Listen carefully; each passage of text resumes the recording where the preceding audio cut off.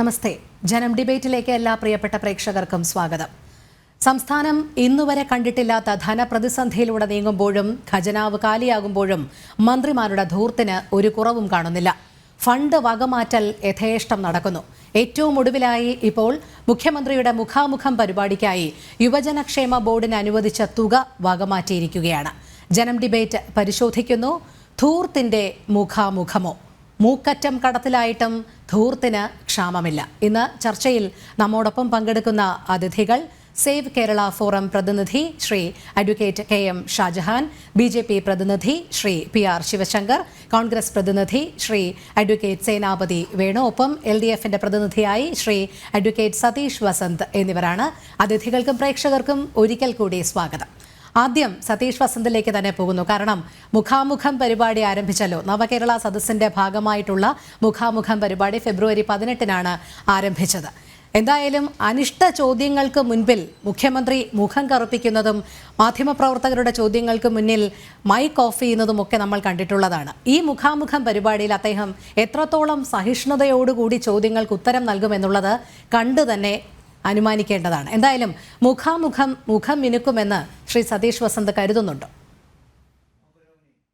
നമ്മൾ ഒരു സർക്കാരിൻ്റെ തുടർ ഭരണത്തിലും അതുപോലെ തന്നെ നമ്മുടെ പുതിയ സാങ്കേതിക വിദ്യയിലും ഈ ജനങ്ങൾ, അതുപോലെ പ്രത്യേകിച്ച് യുവജനങ്ങളുമായിട്ട് ഈ മുഖാമുഖം പരിപാടി വരണമെന്ന് പറയുന്നത് നമ്മുടെ രാജ്യത്തിൻ്റെ സംസ്ഥാനത്തിൻ്റെയും ഒരു വികസനത്തിന് വേണ്ടിയാണ്. അവരുടെ മനസ്സിലുള്ളത് സംസ്ഥാന സർക്കാർ ഏത് സർക്കാരാണോ, ഈ LDF സർക്കാരിന് മാത്രമല്ല ഏത് സർക്കാരാണോ അത് ഡെവലപ്പ് ചെയ്യുക എന്നുള്ള ഇതിലാണ് ഇങ്ങനെ ഈ മുഖാമുഖം പരിപാടികളും അതുപോലെ ജനസദസ്സുകളും സംഘടിപ്പിക്കുന്നത്. അത് ജനങ്ങളുടെ മനസ്സിലുള്ള കാര്യങ്ങൾ സർക്കാരിൽ കൂടി നടപ്പിലാക്കുക. അതാണല്ലോ ഇത് വിഷയം. നിങ്ങളിപ്പോൾ പറയുന്ന പറഞ്ഞാൽ യുവജനക്ഷേമ ഫണ്ട് 30 ലക്ഷം രൂപ വകമാറ്റി. എന്തിനാണ് വകമാറ്റിയത്? നിങ്ങളൊന്ന് മനസ്സിലാക്കൂ. ഏത് പദ്ധതിക്കാണ് യുവജനങ്ങളുടെ, അതുപോലെ തന്നെ ഈ ഇപ്പോഴത്തെ ഈ യുവജനങ്ങളുടെ, അതുപോലെ തന്നെ സിനിമയിൽ പ്രവർത്തിക്കുന്നവരും സാങ്കേതിക വിദ്യയിലും അതുപോലെ തന്നെ ടെക്നിക്കലായിട്ടുള്ള യുവജനങ്ങളുടെ മുഖാമുഖം പരിപാടിയാണ് മുഖ്യമന്ത്രി നടത്തിയത്. ആ മുഖ്യമന്ത്രി നടത്തിയ പരിപാടിയിൽ യുവജനക്ഷേമത്തിൻ്റെ പൈസ എടുത്തതിൽ തെറ്റെന്താണ്? എനിക്ക് തോന്നുന്നില്ല അതെന്താണ് തെറ്റാണെന്ന്. നിങ്ങളിനി പറയും ഈ പരിപാടി നടത്തുമ്പോഴത്തേക്ക് ഇനി ഈ പൈസ എടുത്തില്ലെങ്കിൽ ചോദിക്കണമെന്ന് ഏതോ കോർപ്പറേറ്റുകൾക്ക് GST അല്ലെങ്കിൽ ബാക്കിയുള്ള നികുതി പണം ഒഴിവാക്കാൻ വേണ്ടി അവരുടെ നിന്ന് പൈസ വാങ്ങിച്ചുകൊണ്ട് ഈ പരിപാടികളെല്ലാം ചെയ്യുന്നു. സതീഷ് വസന്ത്, ഞാനൊന്ന് ഇടപെട്ട് ചോദിച്ചുകൊള്ളട്ടെ. കാരണം ഈ 30 ലക്ഷം രൂപ വകമാറ്റി മുഖാമുഖം പരിപാടി സംഘടിപ്പിക്കുമ്പോൾ അതിൽ ആദ്യത്തെ ദിവസത്തെ വിഷയമെന്ന് പറയുന്നത് ഉന്നത വിദ്യാഭ്യാസ വകുപ്പിൽ ഇനി മാറ്റങ്ങൾ, എന്തൊക്കെ മാറ്റങ്ങൾ വരാം അതൊക്കെ തുറന്നു പറയാമെന്നുള്ളതായിരുന്നു. ഈ ഉന്നത വിദ്യാഭ്യാസ വകുപ്പിന്റെ അവസ്ഥ ഇപ്പോൾ ഏറ്റവും ഒടുവിലായി തന്നെ നമുക്കറിയാം ഏത് കാര്യത്തിലാണ്, എങ്ങനെയാണ് നിൽക്കുന്നതെന്നുള്ളത്. അതുകൊണ്ട് ഇനി പുതിയ സജഷൻസ് കൂടി കുട്ടികളിൽ നിന്ന് വാങ്ങിയിട്ട് മുഖ്യമന്ത്രി അതൊക്കെ നടപ്പിൽ വരുത്തുമോ എന്നുള്ളത് കാണേണ്ടതാണ്.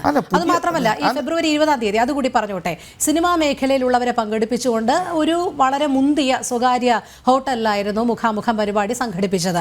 അതിന്റെ ആവശ്യകത എന്തായിരുന്നു? ഇത്ര ആർഭാടപൂർവ്വം ഇങ്ങനെ ഒരു മുഖാമുഖം പരിപാടി സംഘടിപ്പിക്കേണ്ടതിന്റെ ആവശ്യകത? അതുകൊണ്ടാണല്ലോ ഈ ലക്ഷങ്ങൾ ഇങ്ങനെ ചിലവഴിക്കേണ്ടി വരുന്നത്. നവകേരളയുടെ ഭാഗമായി സ്പോൺസർഷിപ്പിലൂടെ ലക്ഷങ്ങൾ പിരിച്ചെടുത്തിട്ടുണ്ട്. അതുവരെയുള്ള ഒരു കണക്കും ഇതുവരെ പുറത്തു വന്നിട്ട് പോലുമില്ല. അതുകൊണ്ട് ഒന്ന് വകമാറ്റുന്നു, ഫണ്ട് വകമാറ്റുന്നു. 2 സ്പോൺസർഷിപ്പിലൂടെ നേടുന്നു. ഈ സ്പോൺസേഴ്സ് ആരൊക്കെയാണ്, അവർ എന്തിന്റെ പേരിലാണ് ഇത് കൊടുക്കുന്നത് എന്നൊക്കെയുള്ളത് ഇപ്പോഴും അവ്യക്തമായ ചോദ്യങ്ങൾ തന്നെയാണ്. അല്ല രോഹിണി, അതാണ് പ്രശ്നം. അതാണെന്നേ ഇപ്പം നിങ്ങൾ കണ്ടുപിടിച്ചിരിക്കുന്ന നേരത്തെ സ്പോൺസർമാരെ പറ്റി നിങ്ങൾ കുറ്റം പറഞ്ഞിട്ടുണ്ട്. അതാണ് ഞാൻ നേരത്തെ പറഞ്ഞത്. ഇപ്പം എന്ന് വെച്ചാൽ യുവജനക്ഷേമൻ്റെ 30 ലക്ഷം രൂപ മാറ്റി വച്ചത് യുവജനങ്ങളുടെ കാര്യങ്ങൾ സംഘടിപ്പിക്കുക. നിങ്ങൾ പറയുന്നത് വെച്ചാൽ പുതിയ പുതിയ ടെക്നോളജിയും പുതിയ ഇത് വരുമ്പോഴത്തേക്ക് അവരുടെ അഭിപ്രായം കൂടി ചേർത്തല്ലേ നമ്മൾ പോവേണ്ടത്. ഇപ്പോഴത്തെ ബഡ്ജറ്റിൽ ചെന്ന് ശ്രീ ബാലഗോപാൽ പറഞ്ഞിട്ടുണ്ടല്ലോ, ധനകാര്യമന്ത്രി പറഞ്ഞതെന്ന് വെച്ചാൽ നമ്മൾ പബ്ലിക് പ്രൈവറ്റ് സെക്ടർ കൂടി മാത്രമേ നമുക്ക് ഇനി മുന്നോട്ട് പോകാൻ പറ്റുള്ളൂ. അത് ഏത് സർക്കാർ വന്നാലും അതങ്ങനെ കൊണ്ടുപോകാൻ പറ്റുള്ളൂ എന്നേ. അതിലൊന്നും തർക്കിച്ചില്ല. നിങ്ങൾ പഴയ കാര്യങ്ങളും വെച്ചുകൊണ്ട് നിങ്ങൾ പറയും അന്ന് നിങ്ങൾ സമരം ചെയ്തില്ലേ, ആ എത്ര ഇത് യുവജനങ്ങളുടെ ജീവനും അതുപോലെ തന്നെ അവർക്ക് അടികളൊക്കെ വാങ്ങിച്ചു കൊടുത്താൽ കേസിലെ പ്രതികളായില്ലേ എന്നൊക്കെ നിങ്ങൾ പറയുമായിരിക്കും. പക്ഷേ ഇന്നത്തെ സാഹചര്യം അനുസരിച്ച് നമുക്കത് ടെക്നോളജി അനുസരിച്ച് നമുക്ക് പോയാലേ പറ്റുള്ളൂ. പുതിയ ടെക്നോളജി വന്നിട്ടുണ്ട്. പുതിയ നമ്മളൊക്കെ ഞാൻ പഠിച്ചപ്പോഴത്തേക്ക് നമുക്ക് പ്രീ-ഡിഗ്രി എന്ന് പറയുന്നത് 4 ഗ്രൂപ്പ് ഉണ്ട്. ഇപ്പം അങ്ങനെയാണോ? ഇപ്പം അങ്ങനെയൊന്നുമല്ല. നമ്മളിപ്പോൾ SLCക്ക് അങ്ങനെയാണോ? ഇതെല്ലാം അതിൻ്റെ കാലോചിതമായി നമ്മളുടെ മാറ്റം വന്നിട്ടുണ്ട്. ആ കാലോചിത മാറ്റങ്ങളുടെ അഭിപ്രായങ്ങൾ സർക്കാരിന് തേടേണ്ട ആവശ്യമില്ലേ? അങ്ങനെ സമ്മതിക്കുന്നതിൽ എന്താണ് കുഴപ്പം? അല്ല, ഇത് പ്രതിപക്ഷത്തിന് മാത്രമേ അങ്ങനെ കുഴപ്പമുള്ളൂന്നേ. അവർക്ക് ഇതെന്ന് പറയുന്നത് ഇതിപ്പോൾ ഇന്ന് നിങ്ങൾ പറയുന്നത് ജനങ്ങളെല്ലാം വലിയ ഈ സർക്കാരിനെതിരായിട്ട് ഇന്നത്തെ റിസൾട്ട് നിങ്ങൾ കണ്ടല്ലോ രോഹിണി. ഇന്നത്തെ ഇടതുപക്ഷത്തിൻ്റെ തദ്ദേശ സ്വയംഭരണ സ്ഥാപനങ്ങളിൽ തന്നെ തെരഞ്ഞെടുപ്പിൽ എത്ര സീറ്റുകൾ കിട്ടിയെന്ന് നിങ്ങളൊന്ന് ഇടതുപക്ഷത്തിന് കിട്ടുമെന്ന് നിങ്ങൾ പരിശോധിച്ച് നോക്കൂ. അപ്പോൾ ജനങ്ങൾക്ക് എല്ലാ കാര്യങ്ങളും അവർക്ക് കിട്ടുന്നുണ്ട്. പിന്നെ നമ്മൾ പ്രതിപക്ഷം എല്ലാ കാര്യങ്ങളും ഇങ്ങനെ പറയും ഇത് ധൂർത്താണെന്നും, അല്ലെങ്കിൽ കേരളീയം പോലെ ഒരു പരിപാടി ഇത് ധൂർത്താണെന്നും, അതുപോലെ തന്നെ നവകേരള സദസ്സൊന്നും സംഘടിപ്പിക്കില്ലെന്ന്. ഇപ്പോൾ എത്ര പട്ടയം കൊടുത്തു? ഇപ്പം മെനിഞ്ഞാന്ന് തന്നെ പട്ടയം എത്രയാണ് കൊടുത്തത് നിങ്ങളൊന്ന് പരിശോധിച്ചു. നവകേരള സദസ്സിൽ വന്നിട്ടുള്ള പട്ടയങ്ങളാണ് കൊടുത്തിട്ടുള്ളത്. 45 ദിവസത്തിന് നമ്മൾ വരുമെന്ന് പറഞ്ഞിട്ടുള്ള കാര്യങ്ങളില്ല. എത്ര പേര് പരാതി പറഞ്ഞിട്ടുണ്ട്? നവകേരള സദസ്സിൽ കൊടുത്തിട്ടുള്ള പരാതികളിൽ ഏതെങ്കിലും പരിഹരിക്കാൻ പറ്റാത്ത കാര്യങ്ങളുണ്ടെങ്കിൽ അതിന് പുതിയ മാറ്റങ്ങൾ വെച്ചുകൊണ്ടാണ് പറഞ്ഞത്. എത്ര പരാതികൾ നിങ്ങളൊക്കെ പത്രമാധ്യമങ്ങളിൽ നിങ്ങളൊക്കെ അതൊക്കെ ചോർത്തിയെടുക്കാതിരിക്കും. കൃത്യമായി റിപ്പോർട്ട് ചെയ്യുന്നുണ്ടായിരുന്നു. 10 ലക്ഷം പരാതികളിൽ 1% പോലും തീർപ്പ് കൽപ്പിക്കാത്തവയൊക്കെ അതാത് സമയങ്ങളിൽ തന്നെ എല്ലാ പത്രമാധ്യമങ്ങളും റിപ്പോർട്ട് ചെയ്തതാണ്. അതിന്റെ കണക്കൊക്കെ എടുക്കുകയാണെങ്കിൽ ഇനിയും ലക്ഷങ്ങൾ പരാതി പരിഹരിക്കാത്ത തന്നെ കിടപ്പുണ്ട്. എന്തായാലും താങ്കളിലേക്ക് വരാം. ശ്രീ ഷാജഹാൻ, ഇവിടെ ഇനിയിപ്പോൾ ഏറ്റവും ഒടുവിലത്തെ PR വർക്കാണ് ഈ മുഖാമുഖം എന്നുള്ളത്. മുഖം മിനുക്കിയേ തീരൂ എങ്ങനെയായാലും. കാരണം ഇപ്പോൾ മാസപ്പടി, CMRL ഒക്കെ വിവാദങ്ങളിൽപ്പെട്ട് ഉഴലുകയാണ് സർക്കാർ. ഇവിടെ എന്തായാലും സർക്കാരിൻ്റെ പ്രതിച്ഛായ വർദ്ധിപ്പിക്കണം, CPMന്റെ പ്രതിച്ഛായ വർദ്ധിപ്പിക്കണം. തെരഞ്ഞെടുപ്പ് അടുത്തിരിക്കുകയാണ്. അതുകൊണ്ട് ഏതൊക്കെ ഫണ്ട് വകമാറ്റാമോ അതൊക്കെ യഥേഷ്ടം വകമാറ്റി എങ്ങനെയും ഇത് കൊഴുപ്പിക്കുക എന്നുള്ളത് തന്നെയാണോ ലക്ഷ്യം? എനിക്ക് ഇതിനകത്ത് ഇപ്പോൾ ഈ പഞ്ചായത്ത് തെരഞ്ഞെടുപ്പിൻ്റെ ഫലത്തെക്കുറിച്ചിട്ട് ഇടതുപക്ഷ പ്രതിനിധി ഇവിടെ പറഞ്ഞു. ഇപ്പോൾ ഈ പഞ്ചായത്ത് തെരഞ്ഞെടുപ്പിൽ ഇന്ന് വന്ന ഫലത്തിൽ CPMന് 3-4 സീറ്റുകൾ കൂടുതൽ കിട്ടി. അപ്പോൾ പറയുന്നത് എന്താണ്? അപ്പോൾ പറയുന്നത് ഇവിടെ ഇത്ര മോശമായിട്ടും ഭരണം മോശമാണെന്ന് പറഞ്ഞിട്ട് CPMന് സീറ്റ് കൂടുതൽ കിട്ടിയല്ലോ എന്നുള്ളതാണ്. ഏതാണ്ട് ഒരു 3 മാസങ്ങൾക്ക് മുമ്പ് നടന്ന പഞ്ചായത്ത് തിരഞ്ഞെടുപ്പിൽ UDFനായിരുന്നു വൻ മുന്നേറ്റം. അന്ന് ഒന്നും പറഞ്ഞു കേട്ടില്ല. അപ്പോൾ ഇതൊക്കെ സൗകര്യത്തിനനുസരിച്ച് ഇങ്ങനെ പറയും. 2019 ഒരു സീറ്റേ കിട്ടിയുള്ളൂ LDFന്. പക്ഷേ 2021 LDF അധികാരത്തിൽ വന്നു. അപ്പോൾ ഇതൊക്കെ ഈ പഞ്ചായത്ത് തിരഞ്ഞെടുപ്പിലെ കണക്കുകളൊക്കെ കൊണ്ടൊന്നും നമുക്ക് അധികം അങ്ങോട്ട് മുന്നോട്ട് പോകാൻ കഴിയില്ല എന്നുള്ള വസ്തുതകൾ നമ്മൾ മനസ്സിലാക്കണം. ഈ 3 മാസം മുമ്പ് നടന്ന പഞ്ചായത്ത് തിരഞ്ഞെടുപ്പിൻ്റെ ഫലം എന്ന് പറഞ്ഞാൽ ഇടതുപക്ഷത്തിന് പരമദയനീയമായിരുന്നു. അപ്പോൾ അത് പ്രാദേശികമായിട്ടുള്ള വോട്ടുകളുടെ കാര്യത്തിൽ അതൊക്കെ അങ്ങോട്ടും ഇങ്ങോട്ടും നടക്കും. അതൊന്നും കൊണ്ട് നമുക്ക് മുന്നോട്ട് പോകാൻ കഴിയില്ല. ഈ സർക്കാരിനെ സംബന്ധിച്ചിടത്തോളം ഒരു അവസ്ഥ എന്താണെന്നറിയാമോ? സർക്കാരിനെ സംബന്ധിച്ചിടത്തോളം ഇന്നുള്ളൊരു അവസ്ഥ എന്ന് പറഞ്ഞത് ഉളുപ്പില്ലായ്മയാണ്. ഉളുപ്പില്ലായ്മ. എന്തും ചെയ്യും, എന്ത് വൃത്തികേടും കാണിക്കും, എന്നിട്ട് അതിനെ ഇങ്ങനെ ന്യായീകരിക്കും. ഇപ്പം നവകേരള സദസ്സ് വന്നു. നവകേരള സദസ്സ് വന്നപ്പോഴത്തേക്ക് ഏതാണ്ട് 1 കോടി രൂപയുടെ വണ്ടിയിൽ കേരളം മുഴുവൻ ഇങ്ങനെ അങ്ങോട്ടും ഇങ്ങോട്ടും ഒക്കെ നടന്നിട്ട് ലക്ഷക്കണക്കിന് പരാതികൾ കിട്ടി. അതിൻ്റെ 1% പോലും പരിശോധിച്ചില്ല, പരിഗണിച്ചില്ല, അത് കളഞ്ഞു. ആകെപ്പാടെ നടന്നത് എന്താണ്? ആ പരിപാടിക്ക് പോയ മന്ത്രിമാർക്ക് 35 ലക്ഷം രൂപ TA എഴുതി കൊടുത്തു. അത് നടന്നു. ആ നവകേരള സദസ്സ് നടക്കുമ്പോൾ കോടികൾ പിരിച്ചു. ഓരോ മണ്ഡലത്തിൽ നിന്നും 1-2 കോടി രൂപ വീതം പിരിച്ചു. എല്ലാവർക്കും അറിയാവുന്ന കാര്യമാണത്. അതിനു മുമ്പ് കേരളീയം നടന്നു. കേരളീയം നടന്നപ്പോൾ എത്ര കോടി ചെലവഴിച്ചു? ഏതാണ്ട് 10-35 കോടി ചെലവഴിച്ചു. അതിനൊപ്പം നല്ലപോലെ സർക്കാർ ഉദ്യോഗസ്ഥന്മാരെ കൊണ്ടും പിരിപ്പിച്ചു. ഞാൻ ചോദിക്കുന്നത് ഈ മുഖാമുഖം പരിപാടി എന്തൊരു അസംബന്ധമാണിതെന്നൊക്കെയാണ് ഞാൻ ചോദിക്കുന്നത്. ഇതിനകത്ത് എന്താ ടെക്നോളജി എന്നൊക്കെ പറഞ്ഞ് വിളിച്ച് പറയുന്നത്? നമ്മൾ പറയുന്നതിന് എന്തെങ്കിലും ഒരു ബോധം വേണ്ടേ പറയാൻ? ഒരു മുഖ്യമന്ത്രി, ആ മുഖ്യമന്ത്രിയുടെ മകളുമൊക്കെ അഴിമതിയിൽ മുങ്ങിക്കുളിച്ചങ്ങ് പിന്നെ വെള്ളത്തിനടിയിലേക്ക് മുങ്ങി താണിരിക്കുകയാണ്. താണിരിക്കുമ്പോൾ മുഖ്യമന്ത്രി മുഖാമുഖം. എന്താണ് ഈ മുഖാമുഖത്തിൻ്റെ അർത്ഥം? എന്താ എനിക്ക് മനസ്സിലാവുന്നില്ല.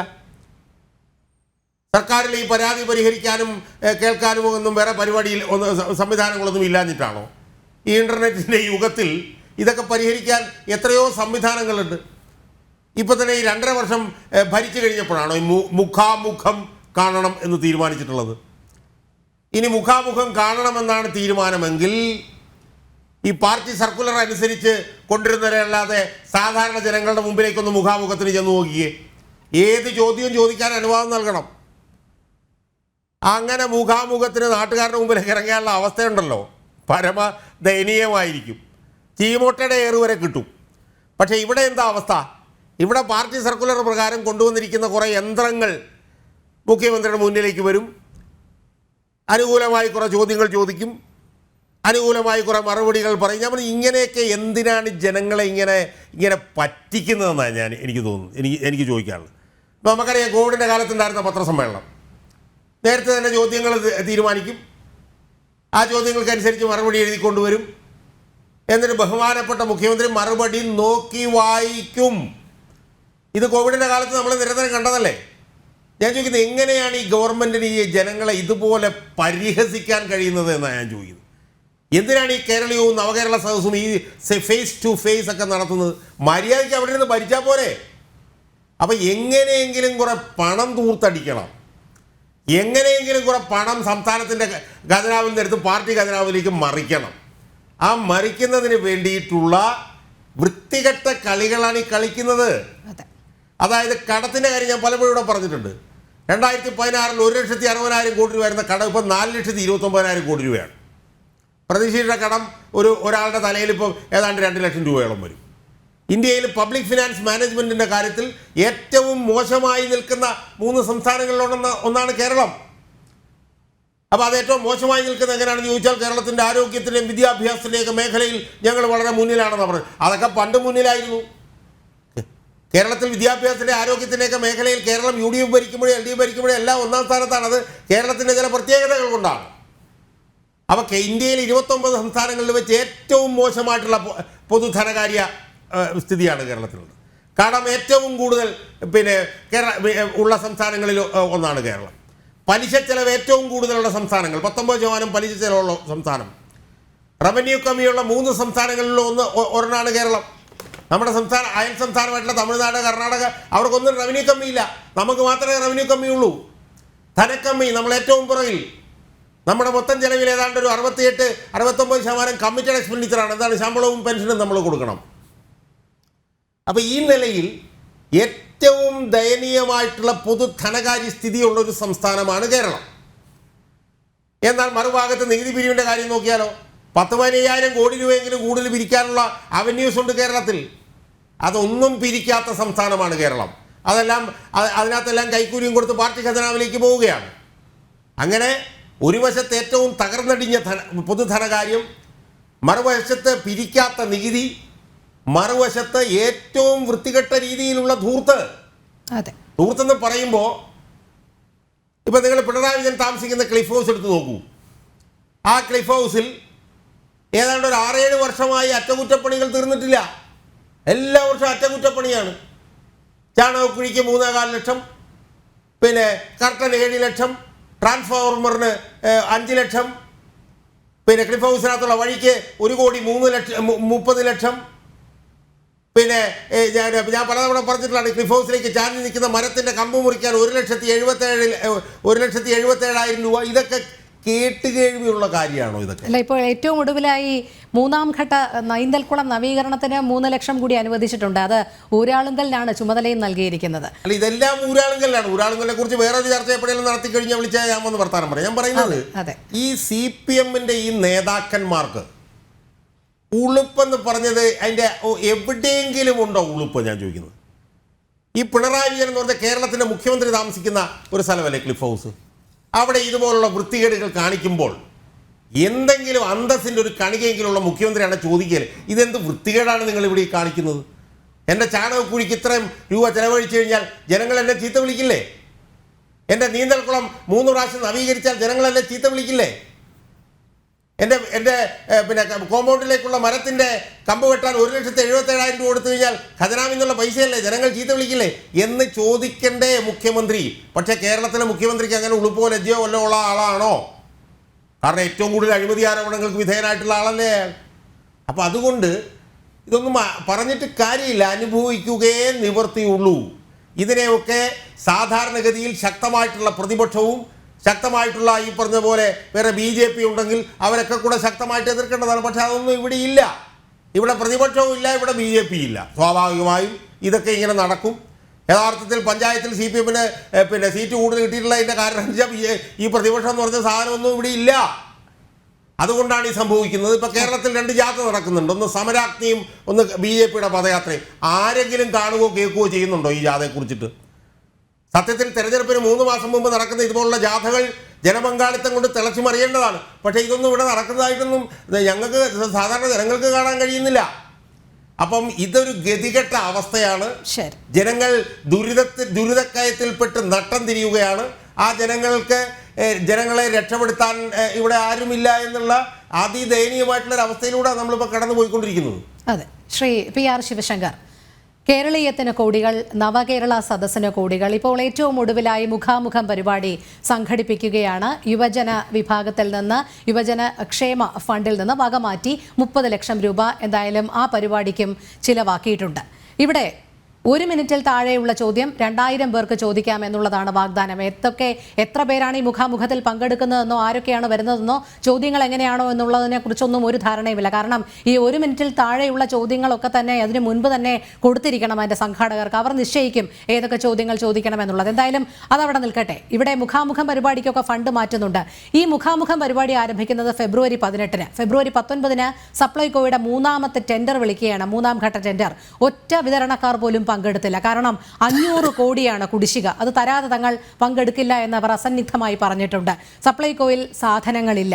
ഒരു വശത്ത് ഇങ്ങനെ സാധാരണക്കാർ തീരാ ദുരിതത്തിലായിരിക്കുമ്പോഴാണ് ഇപ്പോഴും ഈ മുഖമിനുക്കൽ നടപടിക്രമങ്ങളുമായി CPM-ഉം സർക്കാരും ഇങ്ങനെ മുന്നോട്ട് പോകുന്നത്.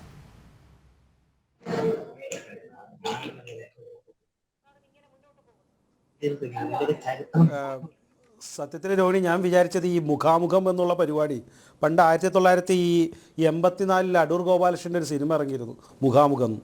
ഒരു സമ്പൂർണ്ണ ക്ലാസിക് കമ്മ്യൂണിസ്റ്റ് വിരുദ്ധ സിനിമ. ഷാജഹാൻ സാറൊക്കെ കണ്ടിട്ടുണ്ടാകും ഒരുപക്ഷെ. അദ്ദേഹം അന്ന് ചിലപ്പോൾ ഒളിച്ചും പാത്തെങ്കിലും പോയി കണ്ടു കാണും. ഒരു കമ്മ്യൂണിസ്റ്റ് വിരുദ്ധ സിനിമയായിരുന്നു. ഒരു ശ്രീധരൻ എന്നുള്ള ഒരു കമ്മ്യൂണിസ്റ്റ് നേതാവ് ഒളിച്ചു പോണതും മരണപ്പെട്ടതും ഞാൻ കഥ പറയുന്നില്ല. ഏതായാലും അതേപോലെ എന്തെങ്കിലും ഒരു സംഭവം, അല്ലെങ്കിൽ അന്ന് ആ കമ്മ്യൂണിസ്റ്റ് ചിന്താഗതി കൊണ്ട് അതിനെ എതിർത്തപ്പോൾ എങ്ങനെ ആ ശ്രീധരൻ്റെ തിരിച്ചുവരവും കൊലപാതകവും വീണ്ടും മരണവും CPM-ഉം ഏറ്റെടുത്തു എന്നുള്ള ആ കഥാമൂലിക അതെങ്ങനെ സത്യമായി ഇന്ന് വരുന്നു എന്നുള്ളതിൻ്റെ ഏറ്റവും പ്രധാനപ്പെട്ട ഒരു തെളിവ് കൂടിയാണ് ഈ മുഖാമുഖം എന്നുള്ള പേര് തന്നെ കമ്മ്യൂണിസ്റ്റ് പാർട്ടി എടുത്തത്. ആ സിനിമ പോലെ തന്നെ ഇതൊരു ട്രാജഡിയായി, അല്ലെങ്കിൽ മറ്റു പല രീതിയിൽ പറഞ്ഞാൽ അത് കോമഡിയാണെന്നും പറയുന്നുണ്ട്, ഇത്തരത്തിൽ മാറുന്നു എന്നുള്ളതാണ്. എനിക്ക് LDFിൻ്റെ പ്രതിനിധി പറഞ്ഞാണ് ഇഷ്ടമായത്. ഇത് യുവജനങ്ങൾക്ക് വേണ്ടിയിട്ടുള്ള ഒരു പരിപാടിയാണെന്ന്. അവിടെ യുവജനങ്ങൾ CPO-ന് റാങ്ക് ലിസ്റ്റ് നേടിയ ആളുകൾ പച്ചിലയും പുല്ലും ഒക്കെ തിന്ന് സമരം നടത്തുന്നു.